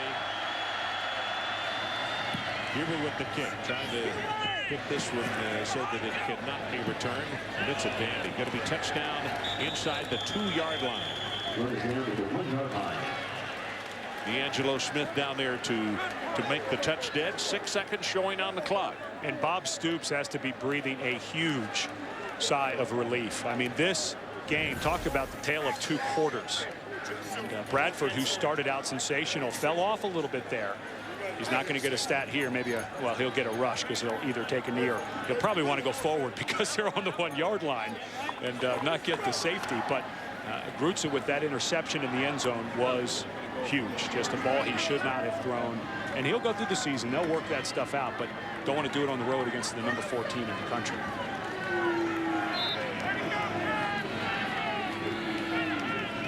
So straight ahead. And Bradford will kill the clock. 3 seconds down to 2. And we are at halftime here in Norman on what has been an out and scoring 2 touchdowns before you could say boo. Todd Harris, let's go down to the sideline and you. Coach, your 2 opening possessions were fantastic. You moved down with precision. How do you get your offense back into that kind of synchronicity? Well, you know, we got a little greedy. The next couple series we came out, tried to hit some big plays, almost had them and didn't execute. So we just got to get back to having some good balance, run and throw. Thank you, Coach. So stay tuned for the Cooper Tires halftime report after these messages. Sooners 21-13. And welcome to the Cooper Tires halftime report. Oklahoma has the lead at halftime, but it's just 21-13. When you look at the yardage, it's just about 2-1 in favor of Oklahoma. John Saunders, Craig James, and Doug Flutie, but the score doesn't reflect that. Well, I talked to Coach Stoops this week, and he said, you know what, we had a nice win last week, but we'll know more about our ball club after this particular Saturday. He had a lot of respect for the Cincinnati football team, rightfully so. His team knew that this was going to be a challenge. We've had a chance to see Cincinnati close up, and Brian Kelly's team is for real. I mean, they can move the football. Marshawn Gilliard making plays all over the place, diving for balls, going up in the air, legitimate. I mean, they threw an interception in the end zone and had an opportunity towards the end of the half, too. One of those games for Oklahoma, you could be scared. You know, you lead in all categories, and suddenly the game gets away from you. More on that in a moment.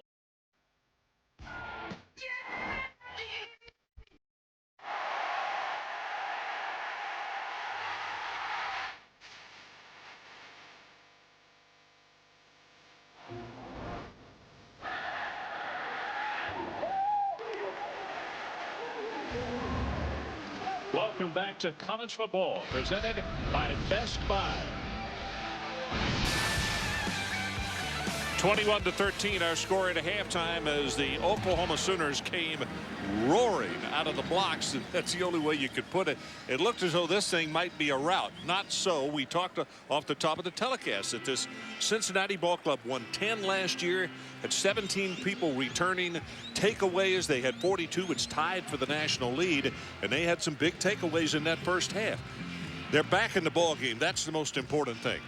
You know, how did they get back in that thing, though, and back up almost even with Oklahoma? Oklahoma got away from some of the stuff they wanted to do, and Cincinnati started taking advantage of it. And it's become very obvious that Marshawn, call me Marty Gilliard, has become a guy that Dustin Grutza is very comfortable with. We saw on tape His game last week against Eastern Carolina, watching him from last year, he's very good in the open field. So what do you do with a guy who can run in space? Let him return kicks. His numbers in the first half are gaudy. You're in Big 12 country. This Macklin, and for Oklahoma, I suspect Chris Brown will get much more involved in this second half at running back. This kick right here is going to go 9 yards deep into the end zone, and they will not return it. Todd Harris, third member of our broadcast team. What do you have for us? Well, Ron, I had a chance to talk with head coach Brian Kelly of Cincinnati. In all my years of covering college football from the sidelines, I've never had a coach come out and the first thing he says is give a glowing report of his opponent. Down by 8 points, the first thing Brian Kelly wanted to talk about was how impressed he was with the Oklahoma speed. He said, if we need to take care of down and distance, not play sloppy, he said, we're going to be in great shape. He said, you know, we're only one touchdown away from tying this thing up. He said, we got another half of football. Let's just go out there and get it. It's hard not to buy into the Brian Kelly formula because he is so enthusiastic. Ron? Well, Todd, that's a great point to make, because from day one when he came into that city, that's the kind of mental positioning that he has brought with him. And on the first down, they're going to go with a running play of all things. OU's been deadly against the run, and they pick up 15 yards. You know, Ramsey. I wonder if Brian Kelly didn't get a psychology degree at Assumption College, because that's a little reverse psychology he's pulling. And, you know, it's like one of those deals where if you believe it, then everybody else is going to believe it. If you respect your opponent and your players and say, hey, you're only down 8, look how great they are, then they say, well, we can play with them. Let's just go play. I love it.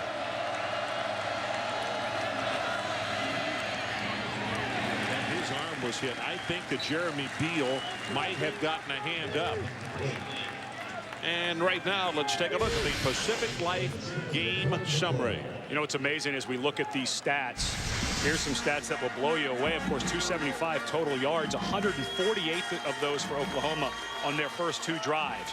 Their last 6 drives after that, only 138 yards, 1 touchdown, and those 2 turnovers. And that was an amazing stat you gave. Bradford a career high with 2 interceptions. That's amazing. By the way, that was McCoy who tipped his arm on the pass. And that's going to be Jeremy Beal who will make the tackle on this running play after a gain of about 3 yards.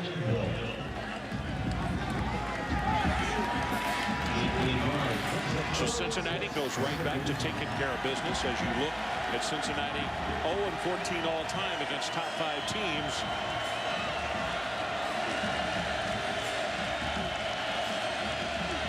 Beal, who got that tackle just a moment ago with 6 stops.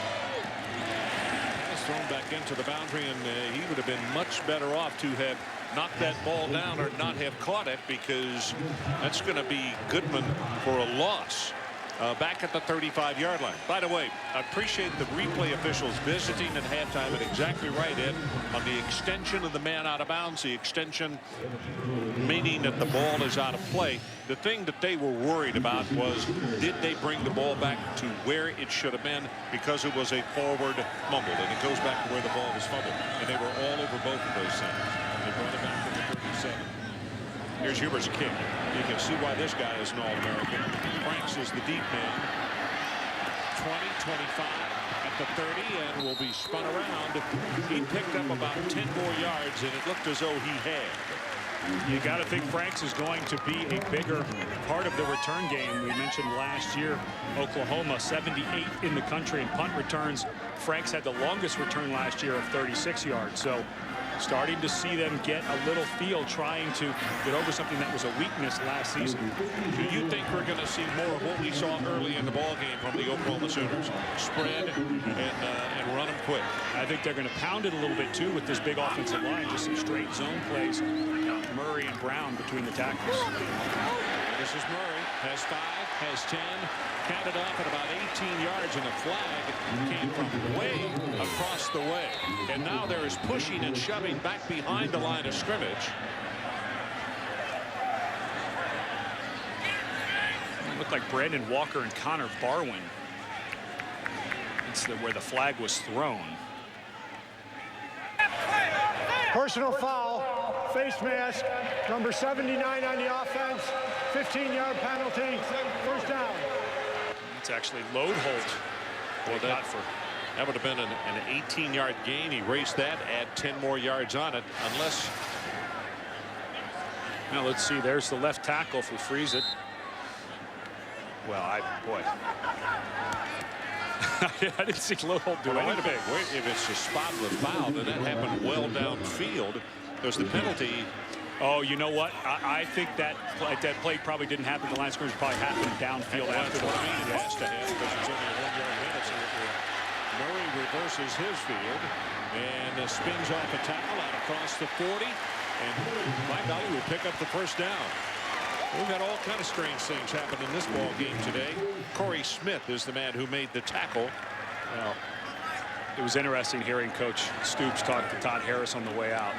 You could tell that the guy from Youngstown, Ohio, who played at Iowa, wanted his team to run the ball a little bit more in the second half, and that's what we're getting. Ball start. Number 72 on the offense. 5-yard penalty. First down.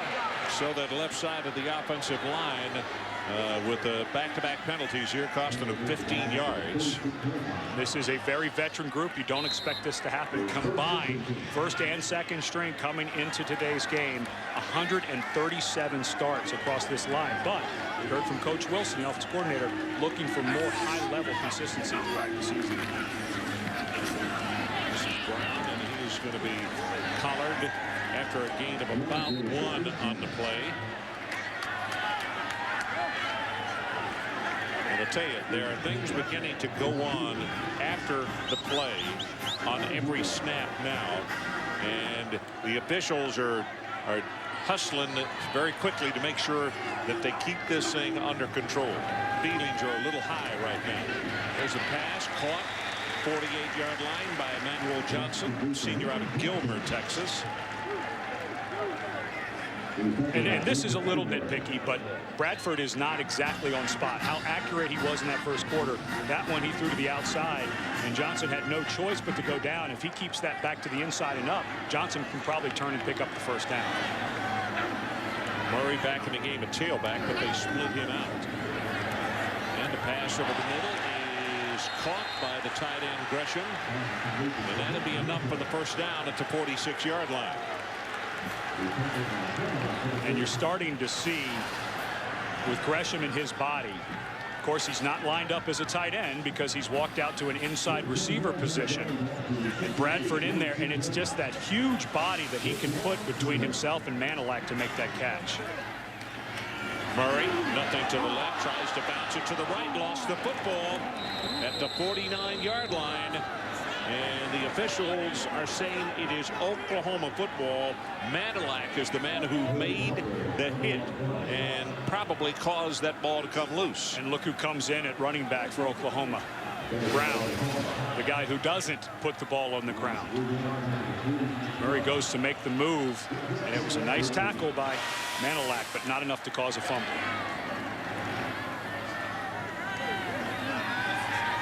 Play action, wide open over the middle. There's the tight end Gresham, and Gresham with a nice gainer. They're going to say all the way down to the 24.5-yard line. And this is what's called the tight end running down the seam. You put two receivers on there, so the outside linebacker Corey Smith has to widen out, and that opens up that seam. When you hear about a tight end seam, that's Gresham working with that receiver. Outside linebacker runs away. He just runs right where he was.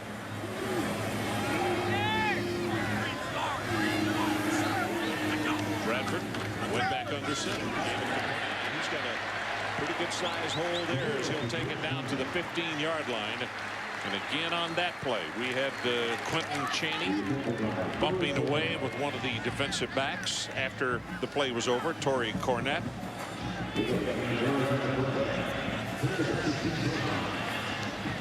Second down, 8. 9 minutes, 35 seconds left to play, third quarter. 21-13 Oklahoma. The Sooners are threatening. In fact, they're beyond threatening. Iglesias with the touchdown reception deep in the right corner of the end zone. And Oklahoma makes it a 27-13 ball game. Excellent pump by Sam Bradford. This was a hitch and go. The receiver fakes like he's just going to run. Iglesias is just going to run a little 6-7 yard hitch. Bradford looks that way, throws his shoulder, cornerback bites, and then throws a perfect ball. That's one ball he throws really well, is that fade into the corner of the end zone. Stevens to attempt the extra point. And he's got it. And as the sophomore who struggled a bit there in the second quarter, and it was the play of the running game that got them back on offense. 28-13 Oklahoma. Welcome back to Norman. 28-13. 9:29 left to play in the third quarter. Now the question is, can Cincinnati answer this? They had answers in that second quarter.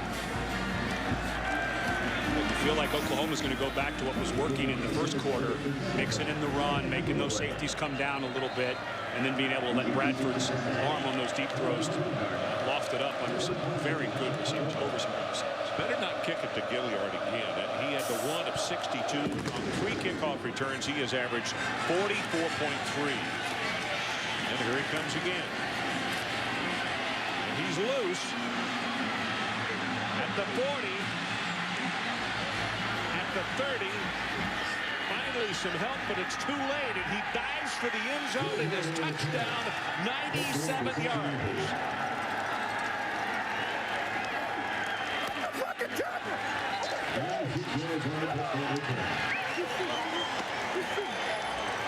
Well, that was awfully prophetic of you, Ron, to not kick it to Gilliard. And hey, well, listen, unless you wanted him to have a higher average, so and now he does. It didn't look to me like Gilliard stepped out of bounds. It was very good pursuit there at the end of the play. What I kept looking up at, though, is to see if there were some swifter people that were in a group further toward midfield, and there were none. And Gilliard was not wasting any time making it down the sideline. It was an excellent effort there at the end of the play. But Jamel Fleming came from all the way across the field. And good job by Gilliard to know that if he kept running, he would not have had it. So he took a dive. That's the first time in 13 years that Cincinnati has had a kick return. I remember at the production meeting last night, we were talking about some of those figures, and we said it's unusual. Going on the field is confirmed. Touchdown. For it to have been that many years since they scored a touchdown. Well, they did it very emphatically here against a really good football team. You know what's crazy?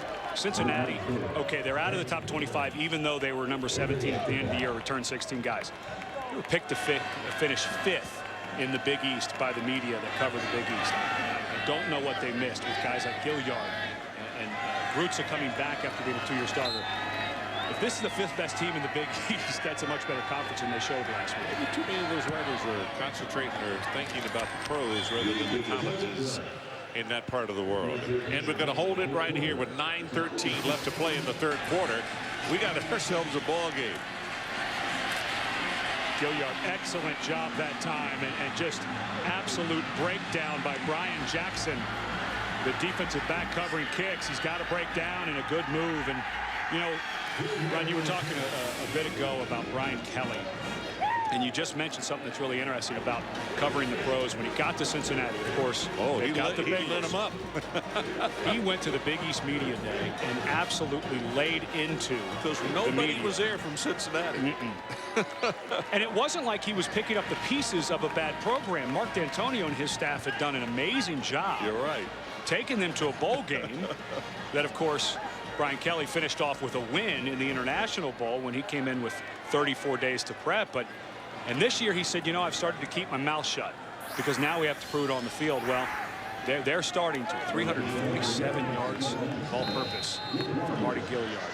And started his career as a defensive back. That's a pretty good turnaround for him. Well, I can tell you this, that people at Miami of Ohio, at Akron, at Marshall, at Rutgers, at UConn, and down the rest of the schedule, when they see this performance here today, it's not over by a long shot.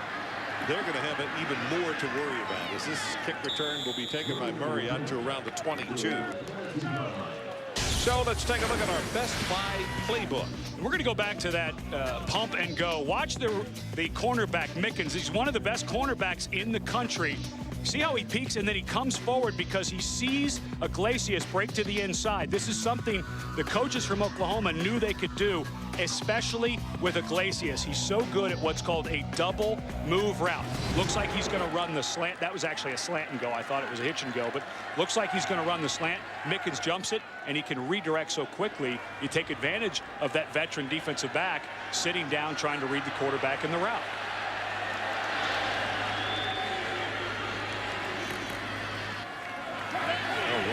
Good move at the line of scrimmage to pick up some extra, and we have a flag thrown back behind the line of scrimmage. That's going to be a hold. Offense, 10-yard penalty, first down.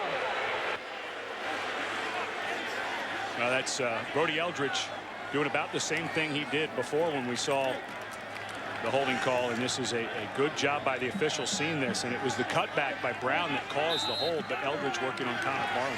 6th penalty against the Sooners. They come quickly back to the line of scrimmage with a first down and about 20.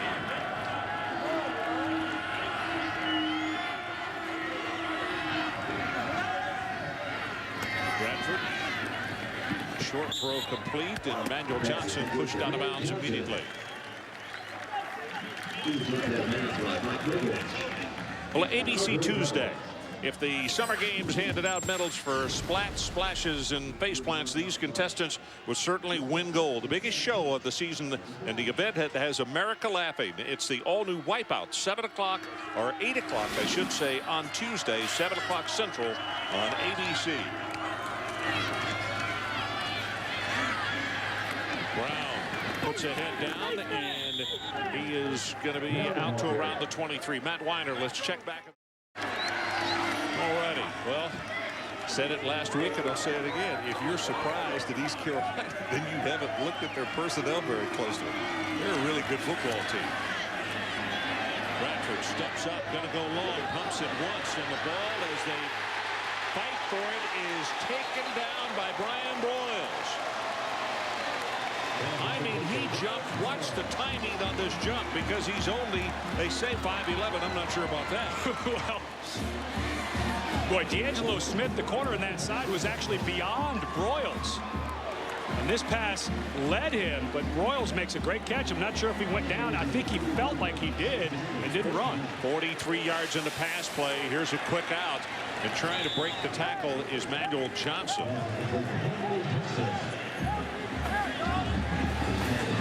Interesting, Wake Forest at home having to come from behind to go in front of Ole Miss.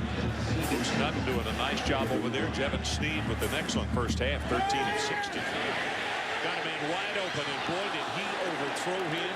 If he had not had to turn around, he would not have been hit by the corner that way. That was Brian Broyles, because he threw it behind him instead of in front of him. Yep. Young receiver, still trying to get the timing down with his quarterback. So it's hard to tell who may have been off on that, but it didn't look like Bradford was comfortable. When he was running to his right there, it didn't look like he felt like he had his shoulders turned and let that ball go, and it came out funny. Third down, they need about 7 yards for the first. They need to take it to the 24.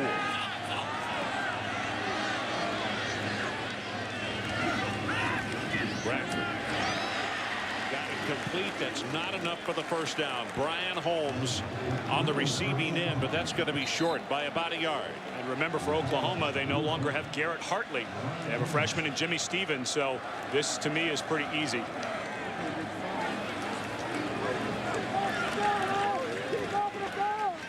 Chris Brown prepares to check into the ball game, which would make us assume that they're going to go for it.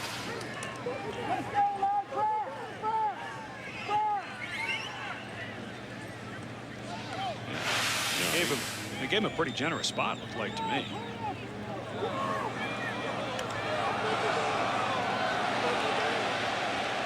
I don't think you need to coax Bob Stoops into going for it here. I don't either. I'm with you. I'm surprised. I thought that was about a yard off. Anyway, it's fourth down. Oklahoma will lead the offensive unit on the field. They lead it 28-20. Chris Brown is the tailback, and watch where number 34 Matt Clapp goes, the fullback. Probably will be able to follow the football right behind him.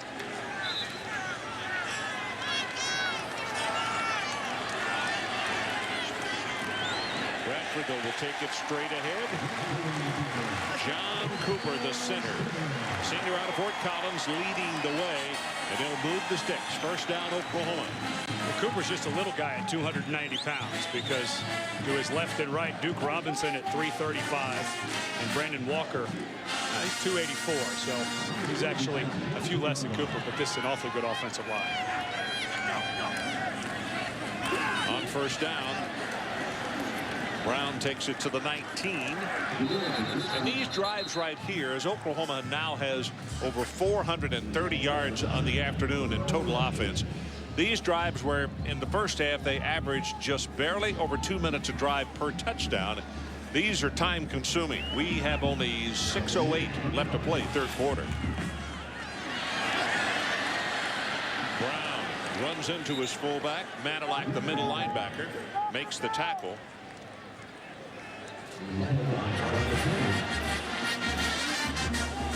Well, Bob Stoops, born and raised in Youngstown, Ohio. His dad was a defensive coordinator, used to help break down film with him.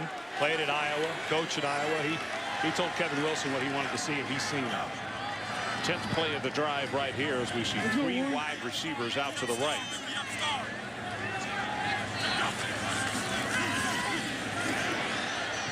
Gets it away quickly, has it complete. Brian Broyles, I tell you, he's past becoming an even bigger crowd favorite. He was outstanding in the first quarter, and that's a good grab right there, and that'll move the sticks again. And watch how Bradford feels pressure coming. Not a blitz, it was a stunt in the middle, but he knows Broyles is about to come open, so he just backpedaled enough to give himself that half a second he needed. That's a good heads-up play by Bradford.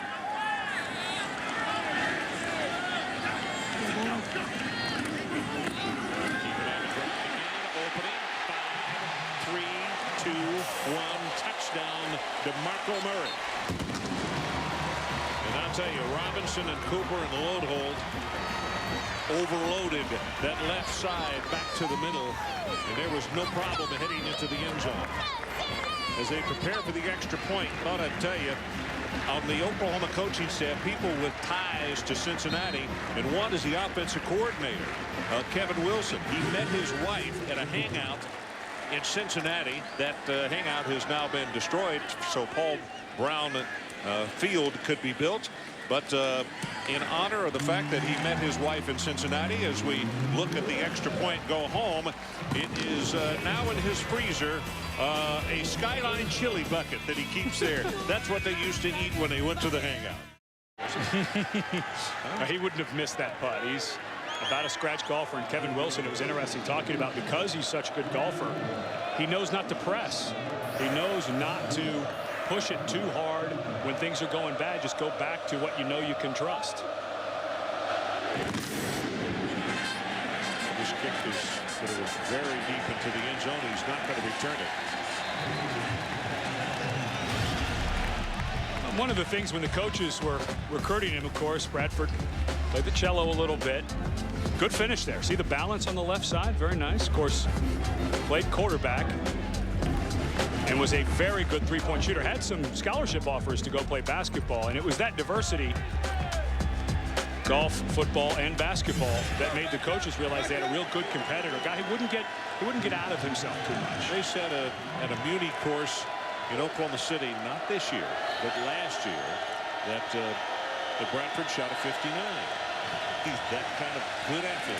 Oh, my goodness, what a hit at the line of scrimmage as Goebel just got engulfed by Keenan Clayton, a junior out of Sulphur Springs, Texas, at linebacker.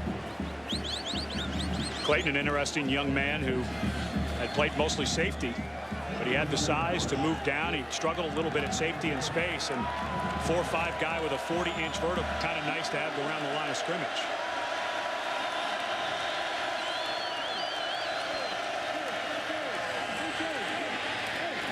This handoff will go for maybe a couple. That's it. It's going to be a third down and long situation for Cincinnati.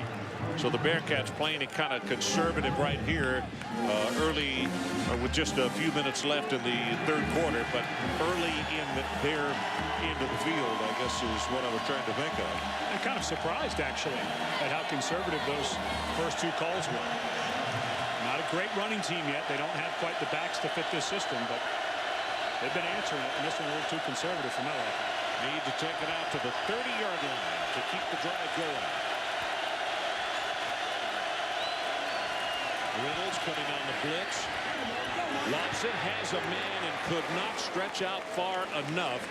Gilliard finally proved that he's halfway human anyway. I'll tell you, I know he's not human the way he's played today. What a football player. Well, wow. it was nice coverage at the beginning of the route by Dominique Franks. And he had run out of his shoe. He had to go back and get his shoe at the 30-yard line. Well, maybe, you know what? Maybe that's what slowed him down. When he went to extend for the ball, he went to push, and the sock slipped instead of the cleat grabbing. This is the 5th punt of the afternoon. Huber has 2 of those over 50 yards. Watch the left foot. Well, they're going to throw the ball. It's a fake, and the ball tipped. Almost intercepted, but it doesn't matter. It'll be Oklahoma football at the 22-yard line. Now, let me backtrack. When I say it doesn't matter, it was an opportunity for a special teams guy, J.R. Bryant, to maybe go for a touchdown. Well, and J.R. Bryant, excellent job recognizing what was going to happen. Immediately noticed that when the punter, Huber, got it, he started going sideways, so he stopped and backed up. The receiver was open and would have run for the first down, but great recognition by Bryant.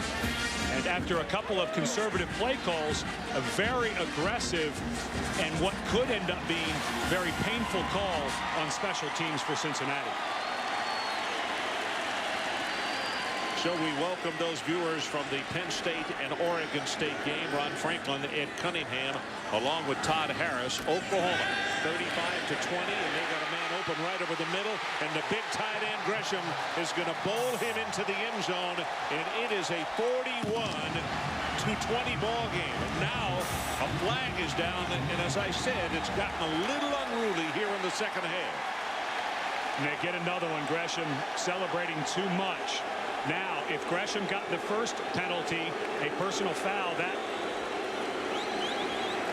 would be an unsportsmanlike.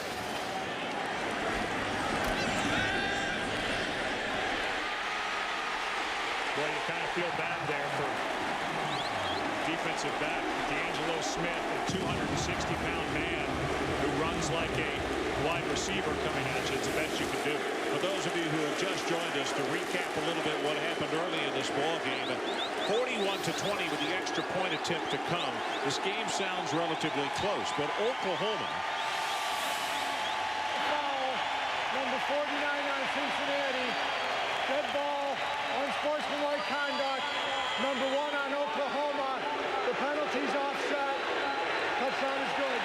Touchdown is good, but to continue to recap, the first 2 possessions by Oklahoma, they did not total 4 minutes, and they scored twice. All of a sudden, it was 14-0, and Cincinnati was kind of looking around like, what is going on? But the Bearcats have come back and acquitted themselves well. But right now, that miss on the fake punt has come back to haunt them as Stevens knocks home the extra point. And with 3 minutes and 30 seconds left in the third quarter, all of a sudden the Sooners with a 22-point margin. So we'll take a timeout. Beautiful day in Norman, and the celebrations are beginning. OU 42-20.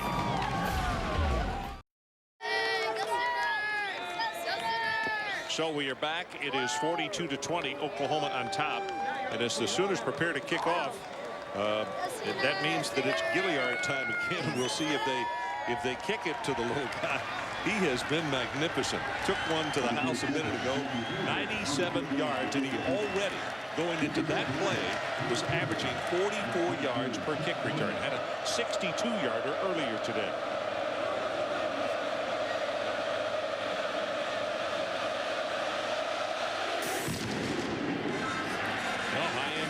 Is going to come down. Gilliard 2 yards deep. Oh, good heavens, does he get tagged just before he reached the 20-yard line. Now let's introduce you to the Board of Ed. Well, I decided this week that we were going, since we're in Big 12 country, we're going to weekly look and rank the quarterbacks. Of course, it's the best conference by far. And before we all get upset, where's Brad? Yeah, I knew it. I knew that was coming. This is all based on, after week 1, quality of opponent and if you won. Chase Daniel, of course, knocks off 19th ranked Illinois. Cody Hawkins against Colorado State, and in-state rival Colt McCoy against Florida Atlantic was very good. 100 yards rushing. Joe Gans and Zach Robinson there at number 4, also playing good opponents. Play action and really great pressure by Austin English, the junior out of Canadian Texas. We haven't called his name a great deal today, but he is, he was injured last year. That was a Texas A&M game that he was doing up here. Broke his leg, yeah. And they really have missed him as you look at Bradford down on the sideline. But Austin English is a guy that has just an exceptional motor and really puts pressure on the quarterback and on the defense. Punted, going to go on top. Collision down at the 42-yard line. And let's go back. Thanks very much. On third down, a 3rd and 10. He's close to the first down, but you know where he stepped out, and he couldn't help it because he was backpedaling. He's going to be 2 yards short. That's Goodman. Well, and you get a feeling Brian Kelly is not going to try another fake punt. Boy, it's very difficult. That's twice now that Goodman's been brought back in front of the sticks and not able to pick up the first down because of where the throw was. You can see the head coach is just frustrated with the fact that his man looking back into the sun was trying to do the best job he could to bring it in but also get the first down, but he was 2 yards short.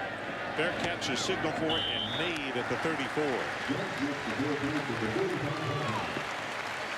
So we're going to hold it right here. 2:34 left in the third quarter, and Oklahoma now with a commanding 22-point lead. But I say commanding, it's never commanding against a team that has a guy like Gilliard out there on there. What's the difference? I know total yardage is massive in the second half for Oklahoma compared to Cincinnati. What are the big changes they've made, though, Ed? Well, for Oklahoma, it was going back to what we thought they would. Bob Stoops, when he walked into the locker room talking to Todd Harris, saying, we've got to run the ball. We've got to get back to that rhythm, stop trying to get greedy. And that's exactly what we've seen. And there it starts again. I just think that this is the offense that they're more comfortable in today. Run in between the tackles. You got 2 good running backs, and I just don't know that Cincinnati against this big offensive line, Ron, can really keep taking that pounding. Interesting that I heard people during the offseason talk about Oklahoma and the fact that they were going to their no huddle and what have you, and even considered them as a spread team, but they're not. They are a power team as well. Well, and that's the thing that look, your team is going to be built in the image of your head coach, and Bob Stoops goes way back. Ohio football, played high school football in Ohio, played at Iowa under Hayden Fry. His teams are always going to have the ability to run power running game with I formation, spread formation into the line of scrimmage. So it's third down, and the Sooners need to take it to the 45-yard line to pick up the first. Bradford got it complete, and that's Gresham. And the tight end, we'll check how many catches does Gresham have today. That is now 7 for him. Well, coming up later, we'll be naming the Chevrolet MVPs of our ball game. I think I got a real good idea for Cincinnati already, huh?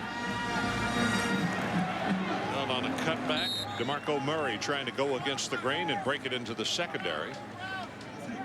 You know, last year when Murray was a freshman, we did a couple of Oklahoma games, and the one thing the coaches were quick to point out, even though he has that extra gear, of course Texas fans know that after the 65-yard run he had last year against them, but he does have good vision. You talked about the cutback right there. He does see that stuff and has the ability. He's not just a try to bounce it outside, take everything 50 yards guy. Bradford, he's there. Broke a tackle, Brian Broyles. And I'll tell you, this young guy right here, a redshirt freshman out of Norman High School, has got all-star written all over himself. And again, the coaches yesterday when we met with them, especially Kevin Wilson, the offensive coordinator, said, we don't want to say the name Mark Clayton because he was such a special player, but completely reminds us of him. They wouldn't say he's as good or going to be. They wouldn't go there. But they definitely use that name, Mark Clayton, and you're starting to see why, what he does after the catch. He broke a tackle right there that it looked as though that the young man had him wrapped up. DeMarco Murray pounds it on the left side, tried to break it out, did not. And that is the end of the third quarter. So as we take a timeout, we look at the scoreboard. Oklahoma 42, Cincinnati 20. This presentation of college football presented by Best Buy will continue after this message and a word from our ABC stations.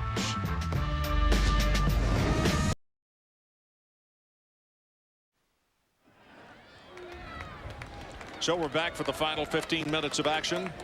A few people headed for the exits here in Norman, not sticking around for the final 15, which is a little bit surprising. Their ball club is on top by 22 points, and they are threatening right here with a second down as they scrimmage from the Cincinnati 24.5-yard line.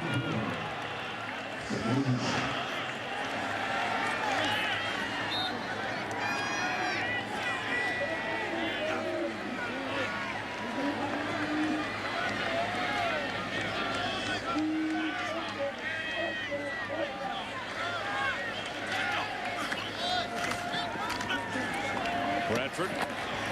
It's complete. Manuel Johnson on the receiving end fights his way out of bounds at the 19. Torrey Cordette defensively for Cincinnati. Manuel Johnson, a guy that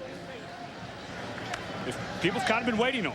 He's kind of second fiddle to Malcolm Kelly out there at that spot last week. Had a career-high 9 receptions and coming back and showing why the coaches feel like they got a pretty good guy out there at that position now.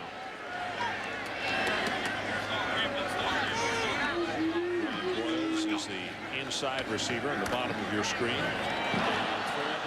It is dropped by Gresham. And I'll tell you, Broyles had broken free. Yes, he had. Totally free in the end zone. What a great debut for Ryan Broyles from right here in Norman, Oklahoma. And you never know. Look, coaches, they'll talk nice about something, but you just got that sense yesterday talking to Coach Stoops and Coach Wilson that it was not lip service that they were servicing there.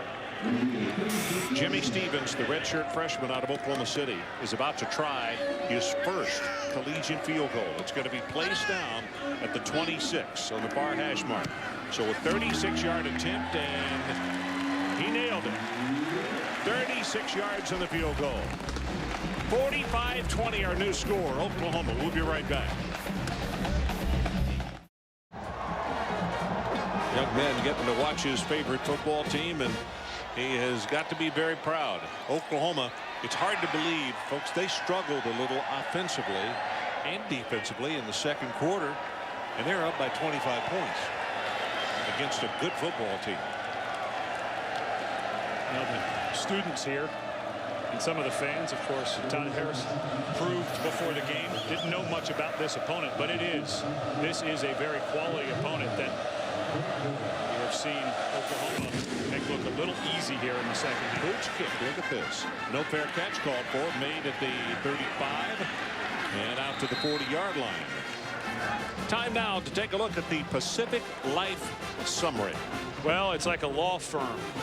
Gresham, Gilliard, and touchdowns. Gilliard, of course, with the 97-yard touchdown return on the kickoff. School record 365 yards. And Jermaine Gresham, who last year started to really expand what he could do, had some problems with his hands early in his career, but with his athletic ability now able to reel in most balls. He's not perfect yet, starting to become a real weapon for Sam Bradford and the Sooners. Roots it from a shotgun, good field position.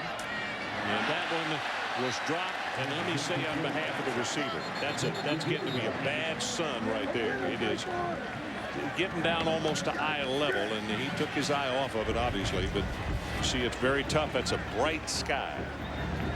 And it had been overcast, so Cincinnati on the sunny side of the stadium. And I don't think they're feeling more heat from Oklahoma than they are from that sun right now. Governor in motion. Grutza gets by one, throws back, and has that one complete to Ali. And Azim Ali will take it close to the first down, although he'll be tackled at the 46. Jeremy Beal with another tackle. Well, when we talked to Brian Kelly, the head coach of Cincinnati, he said, looking at film of Oklahoma, he said that is like a Big East all-star team. Every guy out there could play in the Big East at a very high level. So they knew they were going to have their hands full. And clawing and scratching, but maybe a little too much for them. Straight ahead with the handoff, little counter action. And Beal makes the tackle along with Reynolds. And they will pick up the first down. And, you know, this is a pretty important game, I think, for the Big East. We just got an update earlier that East Carolina is beating West Virginia on the road. Wake just went back in front of Ole Miss, 27-21. East Carolina still leading against West Virginia. And it was a bad showing last week. The conference went 4 for 4. And Pitt lost to Bowling Green. Rutgers at home to Fresno State. Pitt. Finally going to be taken down just shy of the 50-yard line. Now here comes a flag in, and we got pushing and shoving. And now the official who threw one flag threw his hat, which means another flag. And Grutza is down underneath all of that. It looked to me like some of the Cincinnati offensive linemen were coming to his defense, and he doesn't look good, like he may have gotten tangled up in the bottom of that pile. And in fact, you can see Brian Kelly slowly walking out, trying to say something to the official. I'd like to come out and see my player. And I'm sure that after the play was over, personal foul, number 76 on the offense, personal foul, number 8 on the defense. The penalties will offset. And take a look and see what happened to Grutza. A lot of bodies. Yeah, his right foot just got totally turned underneath when DeMarcus Granger came to finish that off. His right foot did not slip out. A lot of times that foot will slip. And yeah, is Lewis who had him first. Lewis has been incredible today. Yeah. Oh, that's a shame. Yeah, boy, oh boy, is that a bad sprain. Let's hope a sprain, because that foot really got caught. The right foot. Oh man.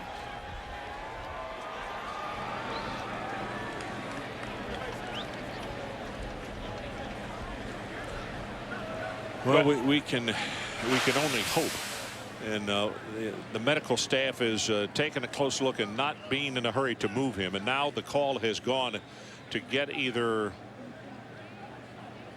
a stretcher or a gurney, one of the two. They're going behind the bench. So let's step aside. We'll take a timeout. 12:53 left in our ball game. 45-20, Oklahoma. We hope it is not as serious as we might think.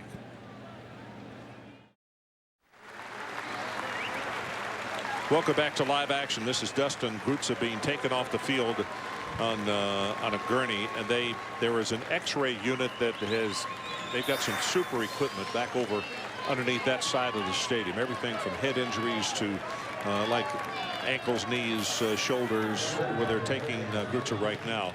And so excellent care is starting right now. We just hope that it is not something, as Tony Pike comes in, that is going to keep this young man on the shelf for very long, if at all. Especially for how well he handled the whole Ben Mock situation and continues to handle it. He's such a class guy, a fifth-year senior. You really hope he can finish this season out. Pike, a junior out of Cincinnati, Reading High School. Pumped it. Didn't work. Travis Lewis comes up to make the stick on him. So we have 12:31 left to play in our ball game. Ron Franklin along with Ed Cunningham and Todd Harris. Sooners on top 45-20. They tallied 2 touchdowns very quickly early in the first quarter. And then Cincinnati just kept coming back slowly but surely. They kept pecking away and made a ball game out of it. But in the third quarter, it was actually a fake punt that they tried, and went awry, intercepted by Oklahoma momentarily. Then they said no, but he knocked it down. And they scored on the very first play after that fake punt. Well, and Tony Pike comes in, and there's probably a lot of people watching who thought, well, wait, didn't Demetrius Jones transfer over from Notre Dame? He did. However, Demetrius had to have surgery on his shoulder. He's not quite 100%. He doesn't quite have the system down. And so Brian Kelly said he's just not ready to go, and we want him fully healthy. He is eligible. Remember, he did not attend classes at Notre Dame, so he is eligible to play 1 year after transferring, but just not quite there health-wise or in the system. So Pike, who's been basically a career backup but knows the system, is the guy who will play with Kreutzer out. Well, the coaching staff said that for Tony Pike, very live arm. They really like him, but he's having to learn the no huddle, and it's still not an accomplished thing for him yet. Well, and this now makes the Ben Mock, depending on the injury situation with Kreutzer. Of course, we hope for the best, and he's worked too hard to have to give up his senior year. But now the Ben Mock situation, Todd Harris gave a report that it's going back to court. They still think they have a case. Becomes very interesting. You know, Tony Pike is a big youngster. He's a junior. He's 6'6", 225 pounds. And I would imagine that's one of the reasons that the no huddle is, he probably is more of a pocket passer, you know, under center, drop back and throw kind of guy. Flag comes down as he throws incomplete.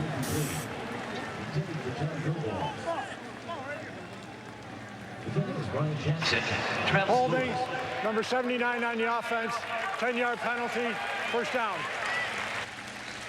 Well, Ed, I know one game we're going to be watching tonight, and that's down in the state of Florida on ESPN. Miami taking on the Florida Gators, who are ranked number 5. That one's going to kick off at 8 o'clock Eastern time. And all of that is presented by Hampton. I would like to see the Miami ball club start getting back into the same kind of force they used to be. But I'll tell you, they're going to have to be more than a force to go into the Gators' backyard and play. As that ball is tipped, and then intercepted by Holmes. Lindy Holmes tries to cut it back into the middle and will go down at the 38-yard line.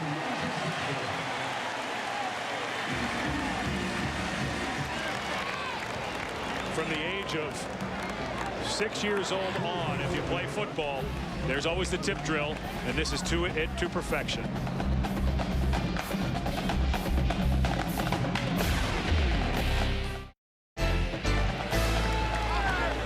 That a couple of the walls in the hotel that we're staying in, which is called Sooner Legends. And for Sooner faithful, that's a really popular place to stay. You know, for a Husky, Washington grad, a Husky, I like it too. I've got the Keith Jackson suite. Of course, not the announcer, the great tight end. And each room, most of the rooms, adorned with a famous Sooner. Speaking of the Sooners, back on offense, this is Madu. And in the second half, take a look at this graphic, and to show you exactly what has happened. Yeah, that's pretty efficient. We saw that in the first quarter, and then they got away from what was working. The run game in between the tackles in the second quarter, and they went right back to it here in the second half. By the way, Bradford, a career high 365 yards in this game. That's what he has passing. Total yards for the Sooners, 528.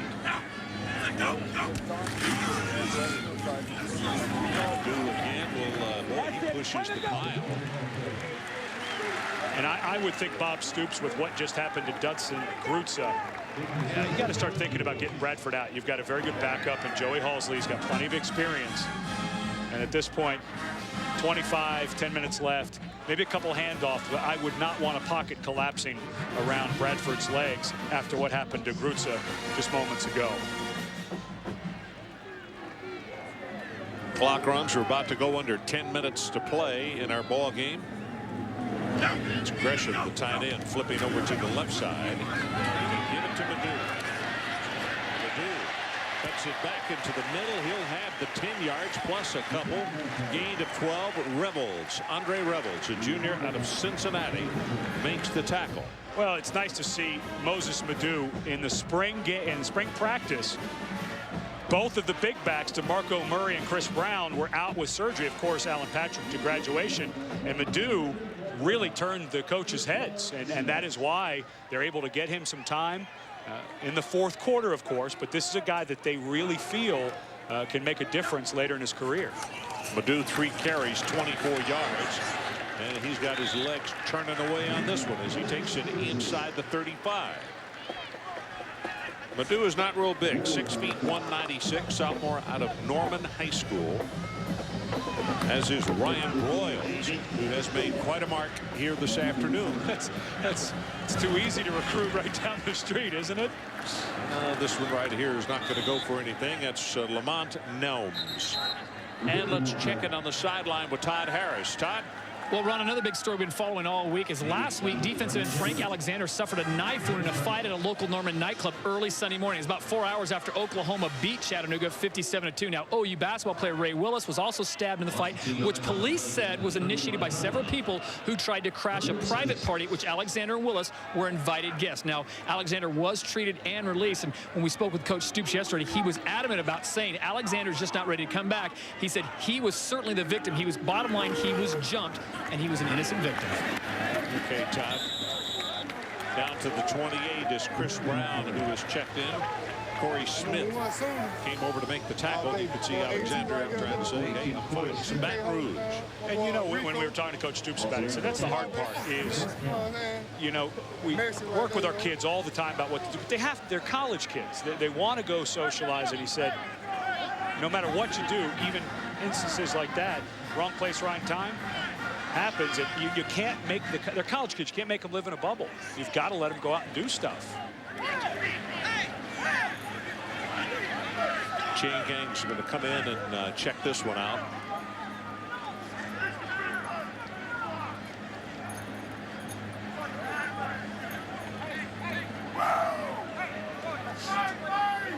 You know, with that many second stringers in there, I just saw that Eric Mensick, a backup tight end, of course, Madu. It'd be nice to give a few snaps to Halsley.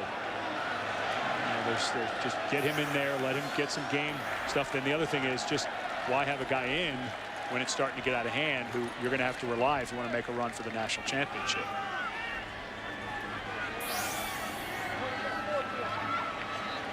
Well, Joey, a senior out of Huntington Beach, California, 6'4", 203.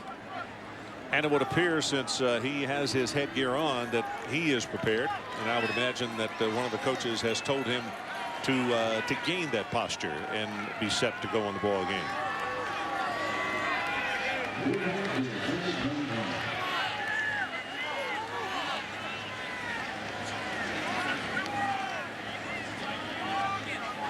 (45-20), Sooners on top. Clock runs now with 8:25 left in our ball game.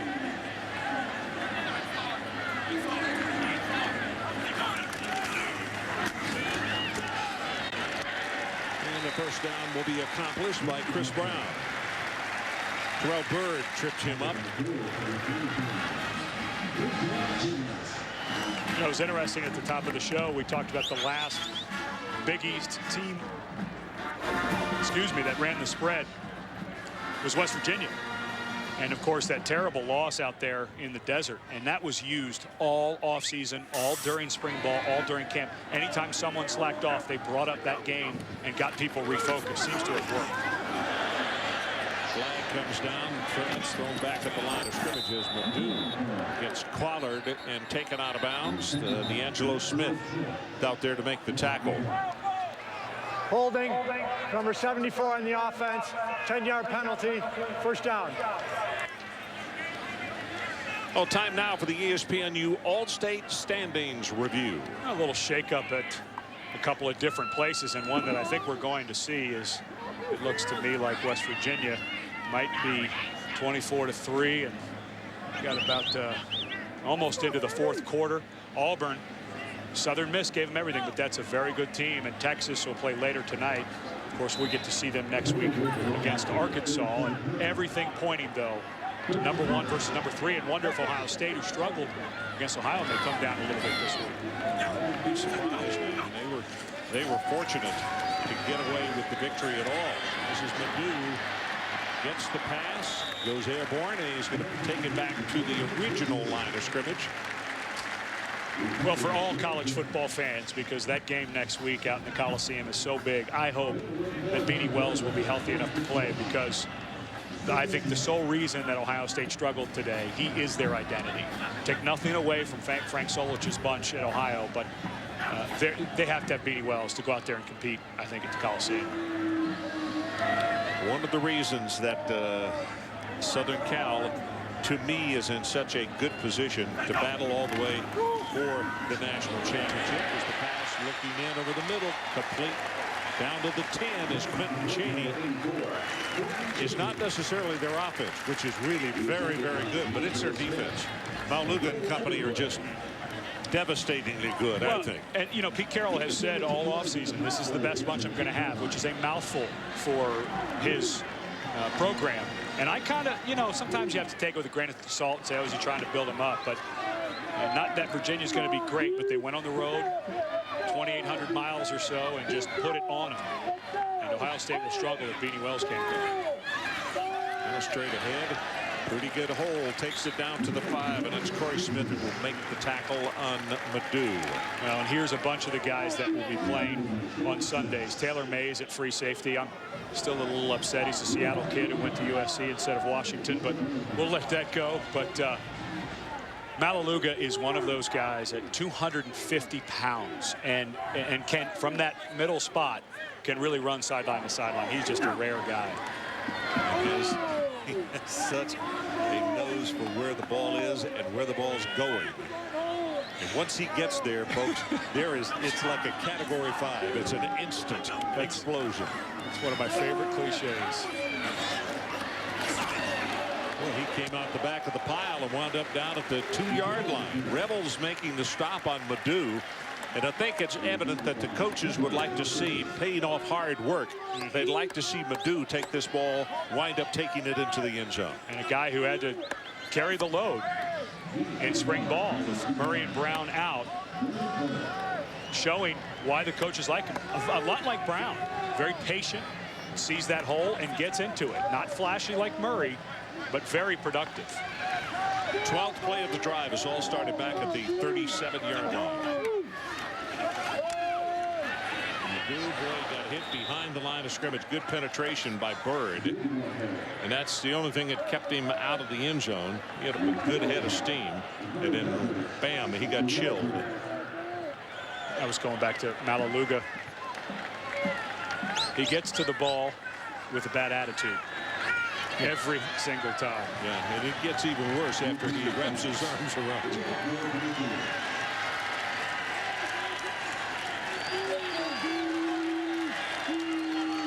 So it's 4th down and goal. It's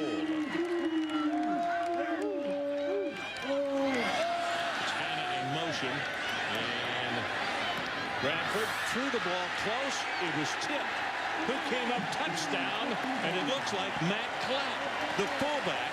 That ball was tipped twice, and a flag has come down.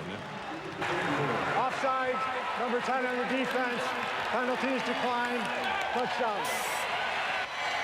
Okay, let's make sure it's Clapp that they give it to.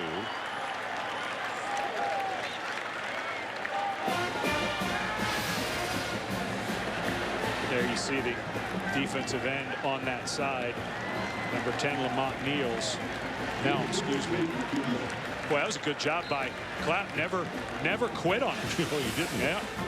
And that, again, you talk about the different guys that Oklahoma has. That's an athletic fullback that can block, catch. 5th touchdown pass of the afternoon after he set a new high for interceptions at 2. Smiles abound. 52-20 Sooners.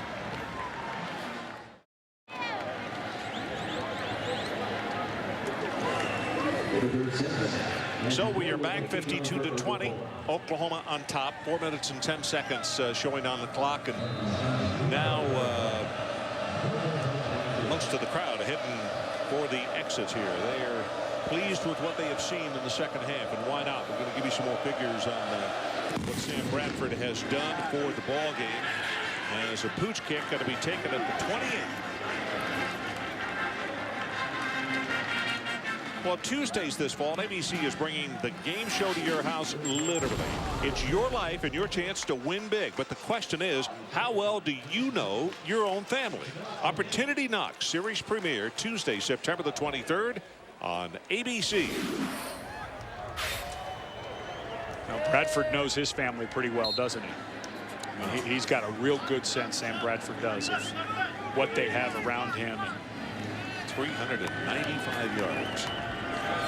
That means that the Sooners only 7 yards short of 600 in this ball game.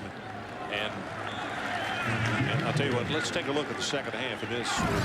Tell a lot of the story. And I think the key as you watch these highlights, the bump and slant and go for the touchdown, is this is Cincinnati was number 13 in the country last year scoring defense. Statistically, one of the best defenses in the Big East Conference, led the nation with 26 interceptions. This is a good group as Halsley starts to warm up. Bradford obviously done, and they returned 10 starters. It's not like they lost a bunch of guys to graduation, so it's a pretty good defense that Mr. Bradford picked apart today. Pike with the pass, too tall.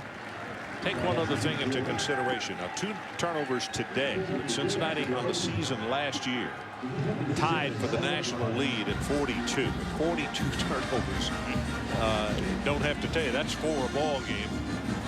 What does that say about Sam Bradford, though, that 2 interceptions is a career high? Granted, he's only a sophomore, but check my math. 3 a game. Yeah. But still, that's a lot. Total yards this half, 52 for Cincinnati, 318 for the Sooners.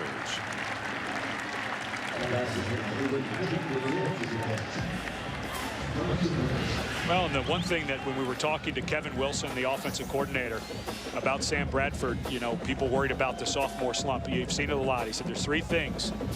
Does the player get cocky, thinks he's better than he is? The answer was Sam Bradford, no, that's just not a problem. Number 2, play outside of his abilities. You know, I think he forced a couple of balls there in the second quarter, but then he reeled it back, so not really a problem. And does he have the same supporting cast or better? And I think you may have to say that this cast has gotten a year better, even without Malcolm Kelly, maybe better than 07. Well, that ball is going to be touched dead at the 2-yard line by Cincinnati as Huber got it to turnover. Let's take a look now at the Chevy MVPs of our ball game. And Marty Gilliard, school record 365 all-purpose yards, and Sam Bradford 399 passes, 3 yards passing, and 5 touchdowns. That what ties the school record and is the 4th or the 5th best, the 3rd best of all time passing yards. Now, before we good night this thing, though, there are 2 or 3 other guys. Gresham has got 2 touchdowns on the afternoon. Broyles has got 141 yards and a touchdown. Offsides, number 78 on the defense, 5-yard penalty, first down. Well, that's the thing that, you know, you lose Alan Patrick, 1,000-yard rusher gone.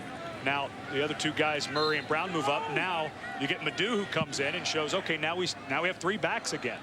You lose Malcolm Kelly, and even though plays a different position, Broyle steps up. We saw Manuel Johnson, who looks like as a senior may have a breakout season. I'm telling you, I think this offense, with entire offensive line back, is going to be at times much better than it was last year. Joey Halsey looks over at the sideline. As we told you, from Huntington Beach, California. Human relations is his major.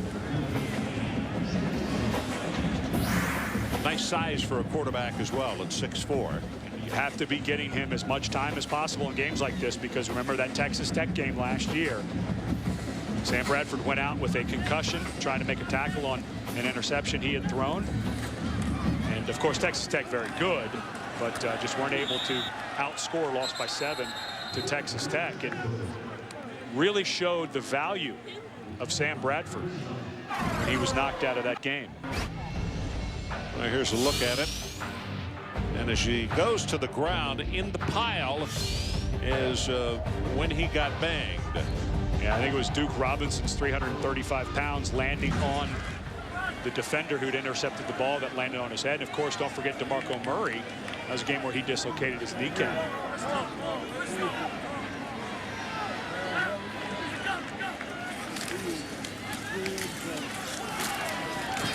Spin move across the 5-yard line out to the 7. Rob Trigg is there to make the tackle, and they're going to run out of downs with 2 minutes and 10 seconds showing on the clock.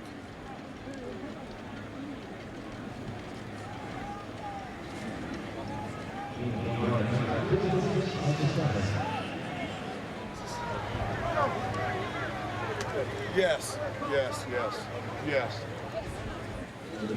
DJ Woods is the deep man as they prepare to punt the ball away, letting the clock go down just as far as they can. We're at 1:42 and counting right now. Well, if you start looking at down the road for Oklahoma. So we got to take a timeout. 1:34 remaining. Sooners by 32 points. We'll be right back. So we're back. Coach Bob Stoops sending his punting unit out on the field, making sure that he is right there managing everything that happens, even as we close this ball game, and he's up by 32 points.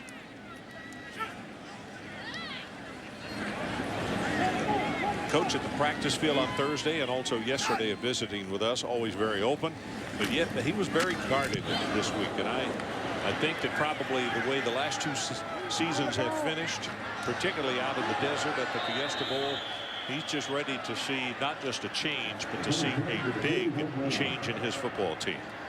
And let's go down to the sideline. Todd Harris. Well, Ron and Ed, I hate to be the bearer of bad news at the close of the game. I just spoke with a Cincinnati team doctor, and he confirmed to me that Dustin Grutza has sustained a fractured right ankle. To repeat, Dustin Grutza has sustained a positive fracture in his right ankle, which is unfortunate.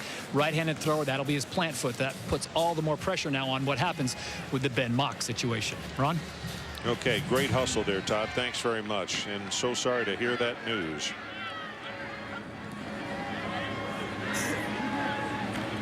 So Tony Pike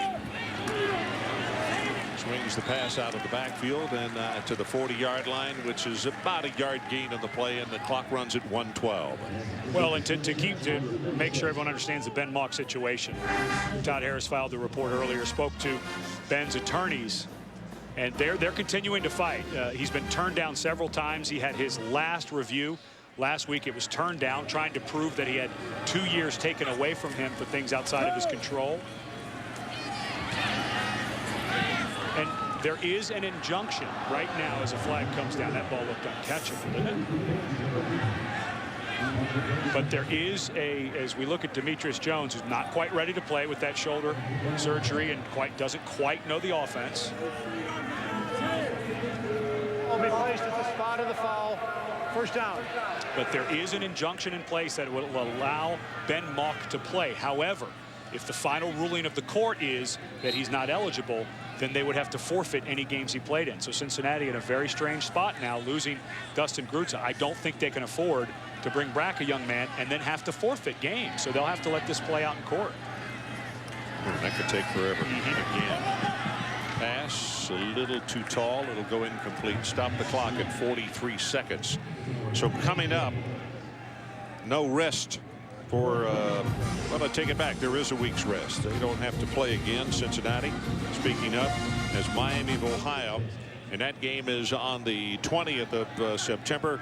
Then the week after that, they have to travel. So the good news about playing Miami of Ohio is the fact that at least they will get that game at home. And they'll need that time to break in a new quarterback.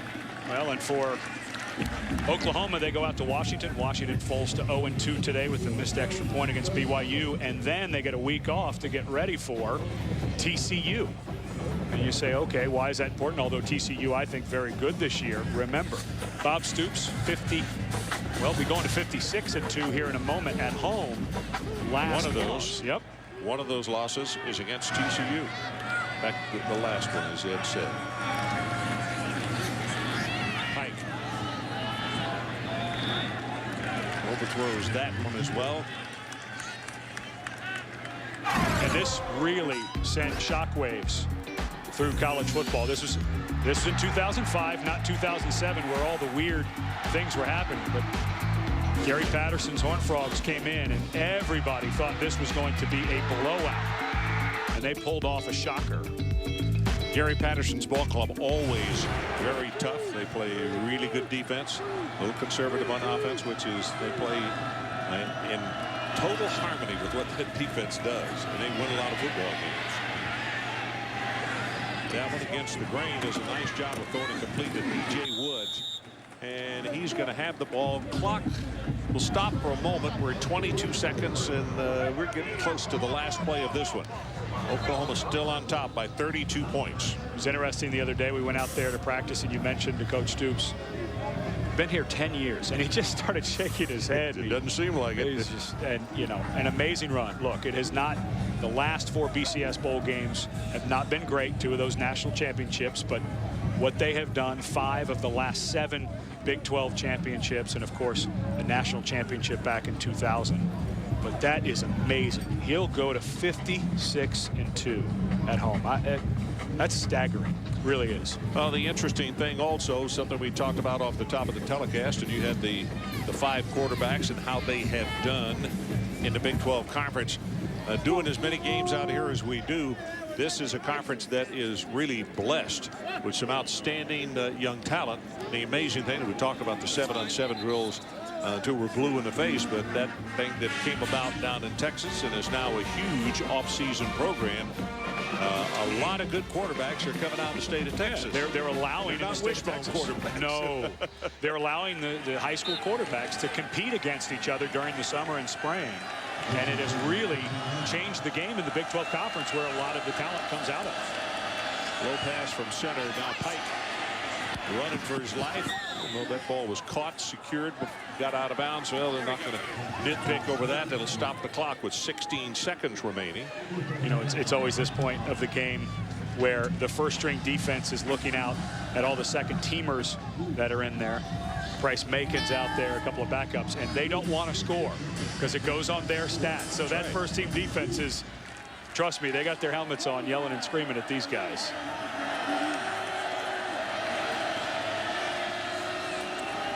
Second down, Pike. This one's too tall. 12 seconds left. Bends the intended receiver. Anyway, just to finish that point on the Big 12, it's going to be fun to watch this league, because as good as the Sooners are, there's some with the good quarterback play in this league. Chase Daniel at Missouri, that ball club's got to be dealt with, and you know there are some others. We're going to see Texas next week against Arkansas. Colt McCoy looked more like his freshman year than he did 100 yards rushing last week against Florida Atlantic. Draw. Pike pumps it and is going to be tackled short. And look at the sideline. The defensive players, just what Ed was talking about, as the clock runs out, they held them out of the end zone. And defensively, that's a good thing, they're saying. Lendy Holmes will get credit for the tackle.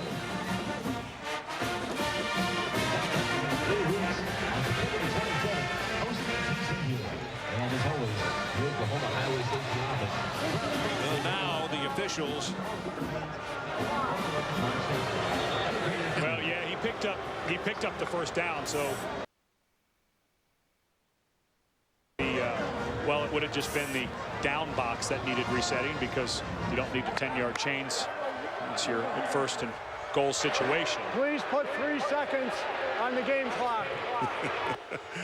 Left punch in and say, please tell me you're serious. There's Pike, picks up the first down. Lendy Holmes is a first-teamer, still out there, makes the tackle.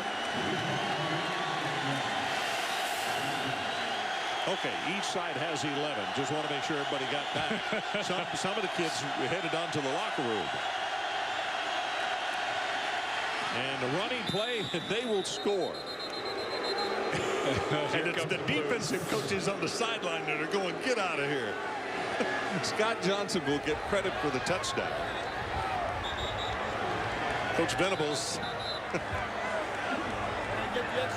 with his hands on his hips, and the head coach looks on saying, well, probably wondering if that was necessary. I think you go for 1 if you're Cincinnati. I don't think you go for 2 on this. Oh, they're going for 2. I think this is for practice. I know everybody's booing, but look, Brian Kelly's not going to quit coaching. And that's what this is about. He's got a backup quarterback that we just got from Todd Harris. Is probably going to be the quarterback for the rest of the season. You never know when you may need a two-point conversion. Why not get some practice in a game situation? Quick pass on the middle screen, and immediately the Sooners are all over that one. Was tackled by about 3 crimson and cream uniforms. So our final score, Oklahoma 52 and Cincinnati 26. Stay tuned for the complete post-game report after this word from our ADC stations. So here in Norman, Oklahoma, the Sooners, number 4 as they came into this one tonight, continued to roll along. 52-26 our final. Good night, everybody.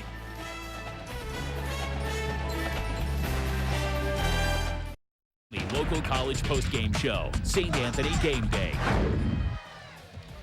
All right, we are live here on campus, corner of the University of Oklahoma, knocking off Cincinnati today, 52-26. The final. Sooners get the job done against the Bearcats of the Big East. Tracy, you expected this the entire time. I was maybe a little bit more reluctant. My prediction of 27 points for Oklahoma doesn't look real good right now. Yeah, I feel good about Oklahoma's ability to score on offense. And you had Brian Broyles coming in today. He looked really, really good, as well as, Sam Bradford, Jermaine Gresham, and the story goes on and on. Big play capability with Oklahoma's offense, and we saw it today. The no-huddle was really good today. I think the no-huddle last week, you look at it and you say, what do we know against UT Chattanooga? But the no-huddle really made a difference in this contest. We have a lot coming up in this next hour for you. We'll take a look at what's going on. We're going to hear from Bob Stoops.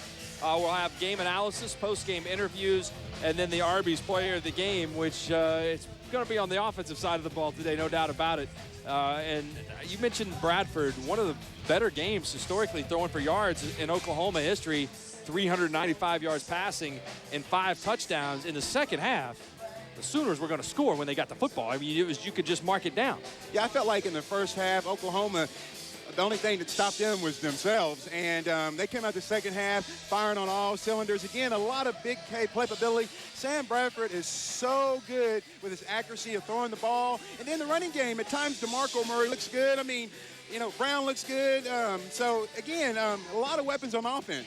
All right, let's take a look at the highlights today and how the Sooners were able to knock off the Bearcats. Early on, touchdown pass. Ryan Broyles got 2 big passes on this drive. Maybe has to work a little bit on his celebration in the end zone, but the Sooners are on top by a score of 7-0. Here, Bradford rolling out again, and there's a replay of the catch to Broyles in for the score. Sooners on top of the Bearcats by a score of 7-0. Then the Sooners come right back. This is just unfair. Gresham matched up on a linebacker.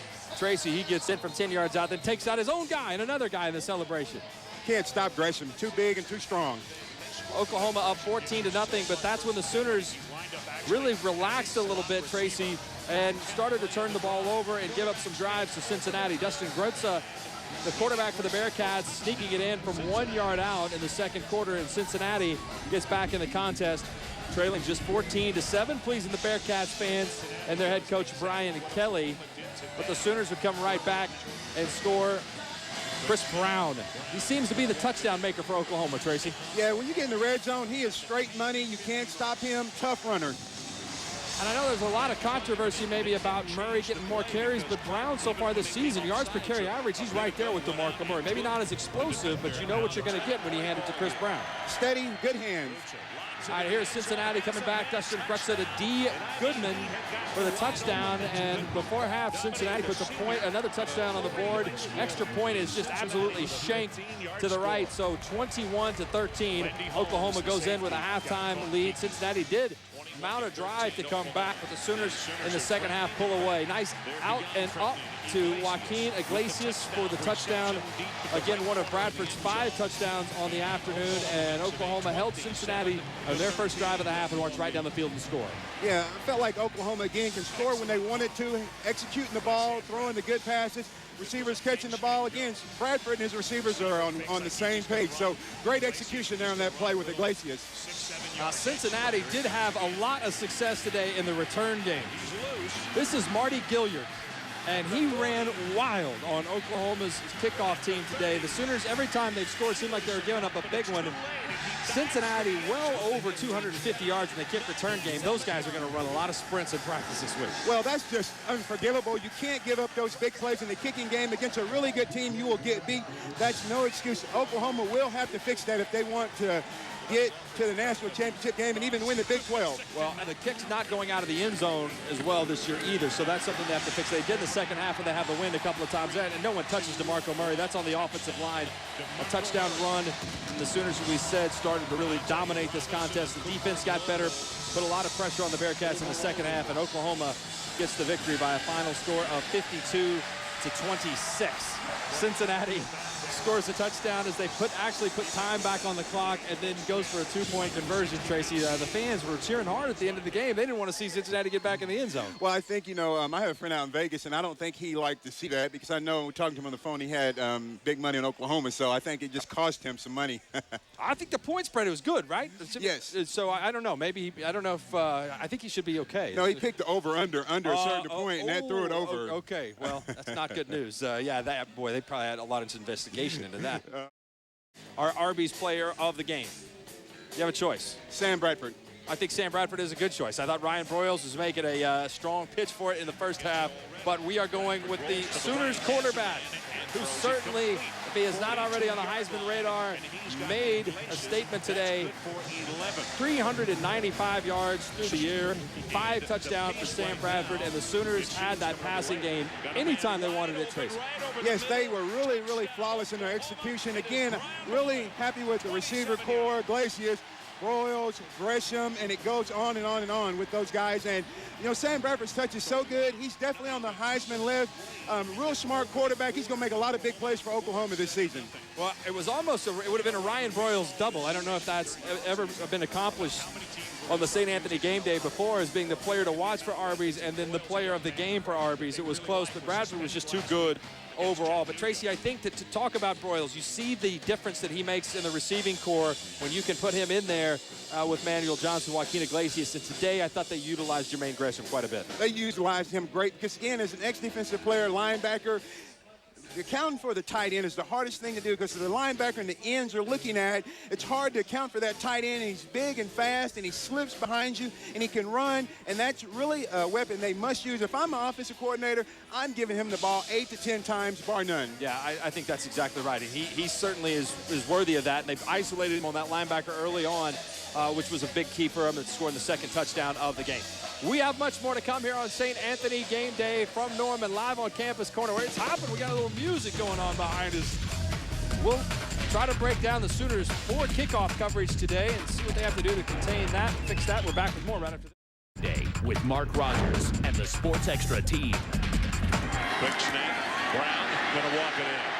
Touchdown, Oklahoma at the 10:50 mark.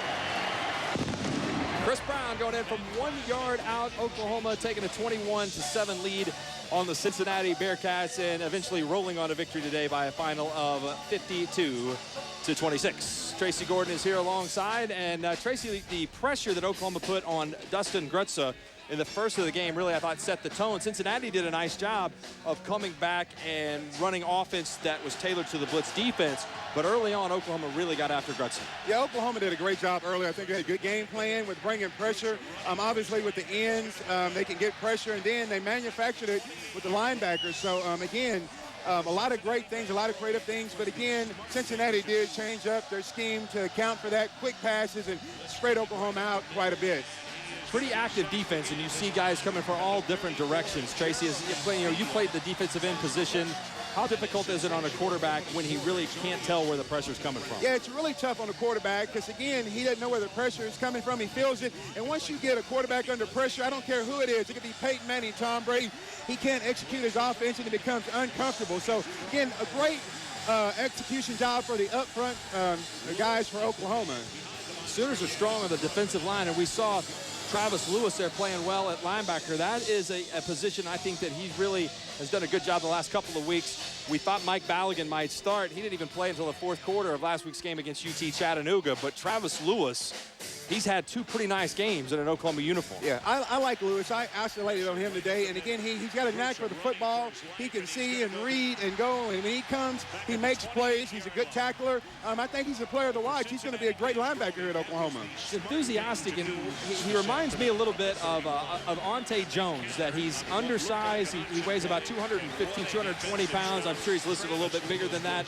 But he moves around the field a little bit higher pace and a little bit more quickly than the rest of the players do. And you can see that today. He plays with a lot of enthusiasm, and that's just good, solid technique right there. Yeah, he's like a little stick of dynamite. Like you say, it's kind of like what Ante Jones played here. But again, he's a sure tackler, and that's what you need from the linebacker position, because the up front people are really good for Oklahoma, and you need linebackers who can go and make plays. And he did well, and it's just going to be a joy to watch him play.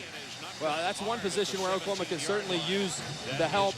They're not too deep at linebacker, and if Travis Lewis can continue to play that way as the games get more and more important, that's going to very much help the defense. The secondary today was a little bit shaky at times. There were guys running wide open. The safeties looked like they had some difficulty on the deep ball. Yes, let's remember, Oklahoma runs a very complicated defense, and again, at times they had problems with letting guys run wide open, busted plays, but again, they can shore those things up. And again, overall, they played well at times, and they played well when they had to. But again, what killed Oklahoma today is giving up points on special teams, and they cannot let that continue. And you give a team a short field, that will really hurt, because the law of average, if you let a team start at midfield, they're going to score probably 60 or 70% of the time some type of scoring.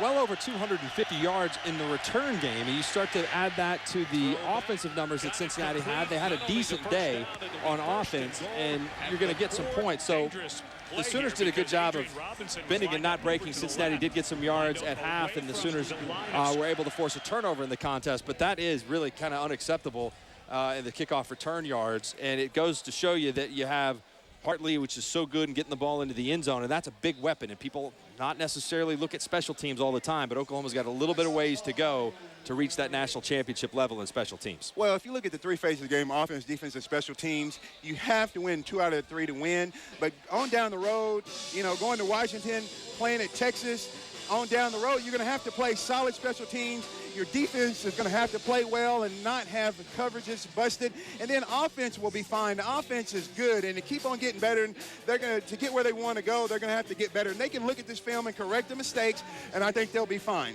Sooners go to Washington next week. As we talked about, 28-27, BYU beats Washington. The Cougars are ranked 15th in the country. A lot of people think that they may be a BCS Bowl contender, possibly finish unbeaten, and so Washington provided a very stiff test for BYU today. We'll take a timeout. We will come back with more. We will hear from Bob Stoops from the Big Red Room as he addresses the media following today's Oklahoma victory. Sooners get the win, 52-26 over the Bearcats. Stay tuned. Welcome back to Campus Corner. A lot of festivities going on following the Sooners' victory over Cincinnati today. Band Rocket Campus here with a lot of fans enjoying the celebration after the Sooners went 2-0 on the season, 52-26 over Cincinnati. The offense was spectacular, especially in the second half. Weaponry all over the field at wide receiver, tight end we talked about. The running game was also good. And still really waiting to see DeMarco Murray kind of have a big breakout game. But solid on the ground, spectacular through the air. You're right, and one thing I want to make comment on, I think the offensive line did an extremely great job in opening up some holes. They were good in their pass protection, and Cincinnati's a good football club. Let's don't make any mistake about that. But the offensive line, those guys, I mean, they're like just big bulls up there. And when they want to, they can line up and they can just get after people. And I was watching all of those up front unit, and they worked well together. They were making checks. Cincinnati was trying to do some different things as far as moving around blitzes and slants, and they were able to pick those up. And I think that as the offensive line goes, the offensive system will go. And if the offensive line doesn't have a good game, then the offense is going to sputter. But they did a great job today, in my opinion. When you get almost 600 yards of total offense or whatever it ended up being, I mean, you can't be, you got to be happy about that. It's not a bad defensive team at Cincinnati either. It was, again, you said a very impressive performance. I like the tempo of the no huddle. They've worked on that a lot. They've really kind of kept it secret. They've not showed us much in that. We didn't see scrimmages, of course, and they didn't really want to talk about it. Bob Stoops just kind of downplayed the whole situation. But 2 times in the opening touchdown drive, OU really caught Cincinnati off guards with run calling a couple of plays and getting back up to the line quickly. They did it again in the second quarter and then in the second half, really to score a touchdown. So Oklahoma's no huddle looks like it's difficult for teams to combat right now. Well, I would agree, Mark. With that no-huddle offense, it speeds up the tempo of the offense. And then secondly, the defensive team, with their personnel groupings, they've kind of got to commit to what they want to play. If they want to play nickel or dime, or if they just want to, have 3 linebackers in, but whatever they have to go with it because they don't have time to do the substitution of the personnel. So that gives Oklahoma offense an advantage because, again, it's all about creating matchups. That's when you get Gresham on a linebacker, Gresham on a free safety. So that's a masterful job by Oklahoma. Being able to go to that no-huddle offense and step up the tempo of their offense and then create matchup problems. And they did it with Cincinnati and exploit those matchup problems. So great job. That was a good point, and I think that's how Oklahoma was able to get down back in scoring position again in the second half to get in the end zone where they caught Cincinnati with some of the guys on the regular defense personnel didn't have a time to get their goal line players in. So it was a good performance. The offense, I think you give the offense an A. I mean, or an A+. It's really, really good today. Defense was solid at times. Other times, not so good. Kickoff coverage got to be a whole lot better. St. Anthony Game Day with Mark Rogers and the Sports Extra team. Welcome back live here to Campus Corner. A very festive atmosphere as the Sooners offense runs roughshod over Cincinnati on a 52-26 victory today. And Tracy, let's look at some of the numbers here as they were graciously text messaged to me by Jay Bokamp. 29-38 for Bradford, 395, 5 touchdowns and a couple of interceptions. A deep ball that he didn't throw well early in the contest. But overall, you give Sam Bradford a good grade. How about the carries split between DeMarco Murray and Chris Brown? Even Steven, 15 for each guy. Murray had 91, Brown had 71. Well, again, balanced offense. We know that DeMarco Murray has the big play capability, and then Chris Brown is good around the goal line and tough yards. And, me personally, I wish they'd kind of go with one guy where you get into a rhythm with DeMarco Murray. You might see that, but I get the feeling that the coach is going to kind of mix that up because they both have different things that they can bring to the table. But, again, I wish they would kind of play Murray a little bit more so he could get into a rhythm because he's a guy that he can make a big play at any time. Moses Madu got 11 carries for 41 yards, most of those coming in the second half.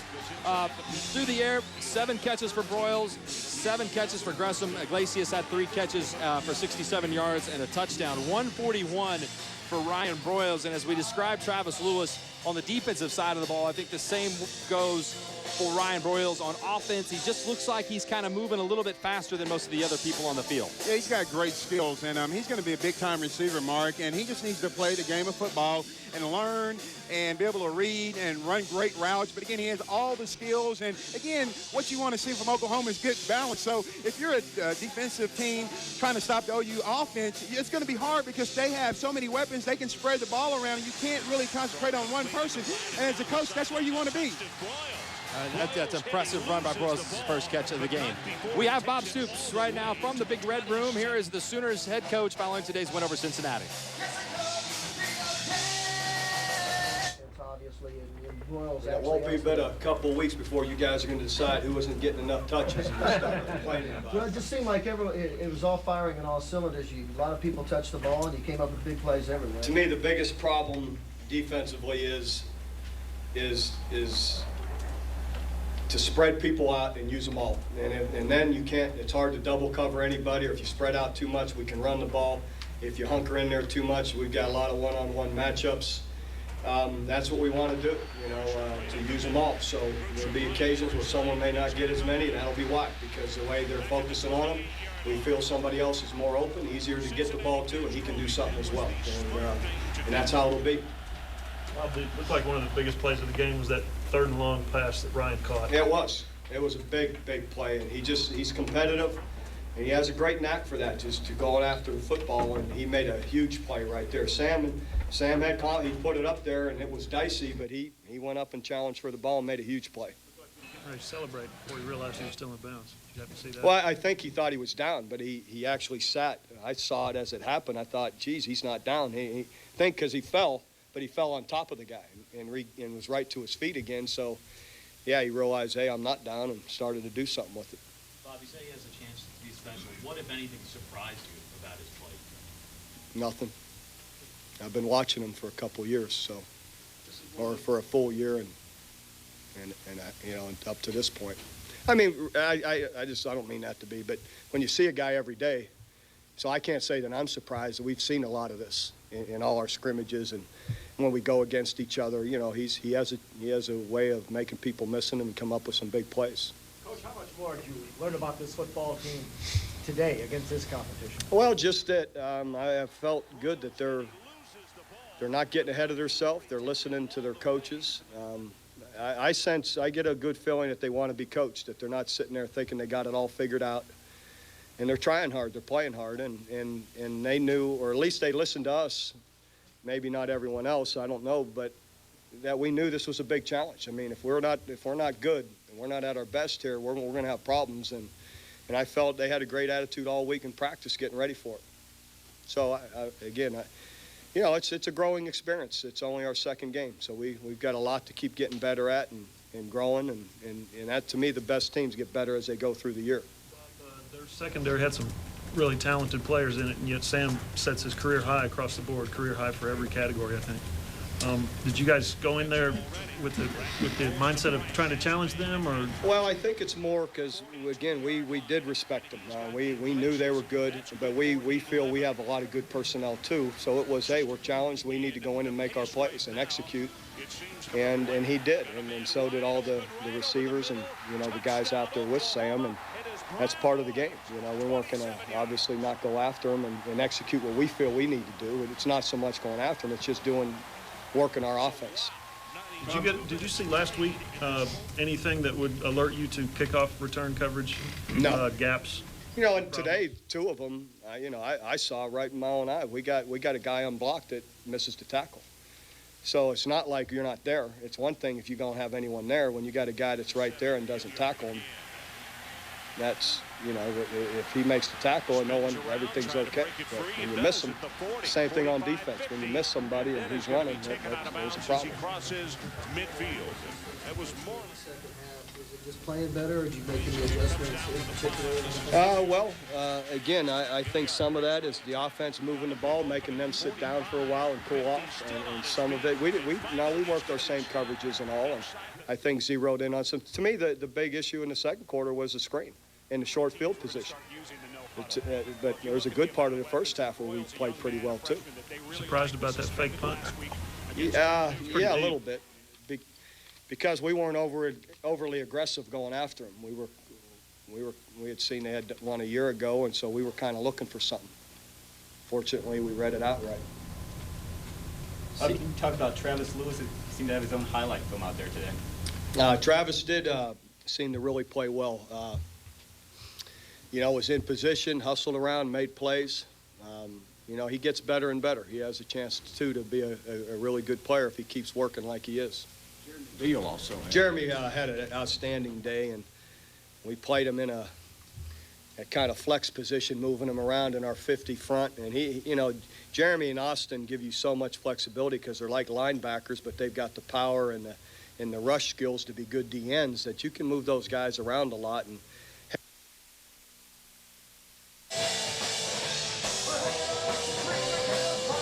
all right, those are some comments from Bob Stoops praising Travis Lewis and Jeremy Beal.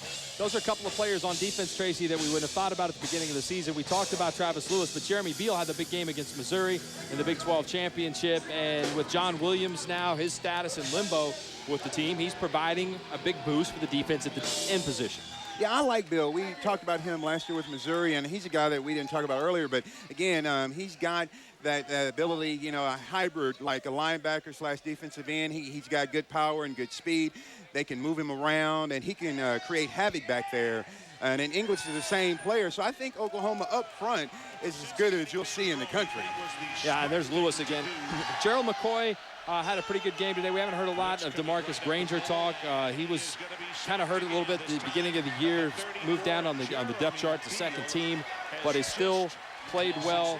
Cincinnati was just not going to run the football today. Oklahoma's defensive front seven made it extremely difficult on the Bearcats to get anything established in the run game. Yeah, you're right. And, the Bearcats, they wanted to, spread Oklahoma out, and they did. And that can be tough on a defense. But if you're going against a defensive front like Oklahoma, you have to do that. And, again, Cincinnati has good players. And they have good receivers, and they're going to score on most anybody they play. So I think Oklahoma did a great job. They had some breakdown at times, but again, overall, I was pleased with their job. I think Cincinnati's going to have a hard time without their quarterback, Dustin Grutza, who was injured and carried off the field. Looked like his ankle was about snapped in half. I mean, he took a wicked hit from the Sooners defense in the fourth quarter, and so we wish him the best, but it did not look good for Dustin Grutza. So Oklahoma wins it again here today by a final of 52-26. And Tracy, defense, we talked about improving the back end.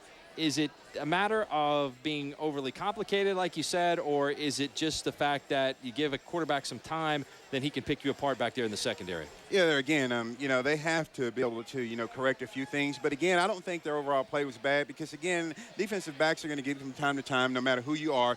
But, again, make no mistake about it. If you give a quarterback time, he will find an open receiver. So, again, if you pressure him like they did early, and when you pressure him, they're going to make mistakes. But if you let him have time, there will be an open receiver somewhere. There's Beal making a play and Lewis making a play. Grutza had most of his success. Really, receivers, you have to give them a lot of credit, especially Marty Gilliard, who was the kick returner today for Cincinnati.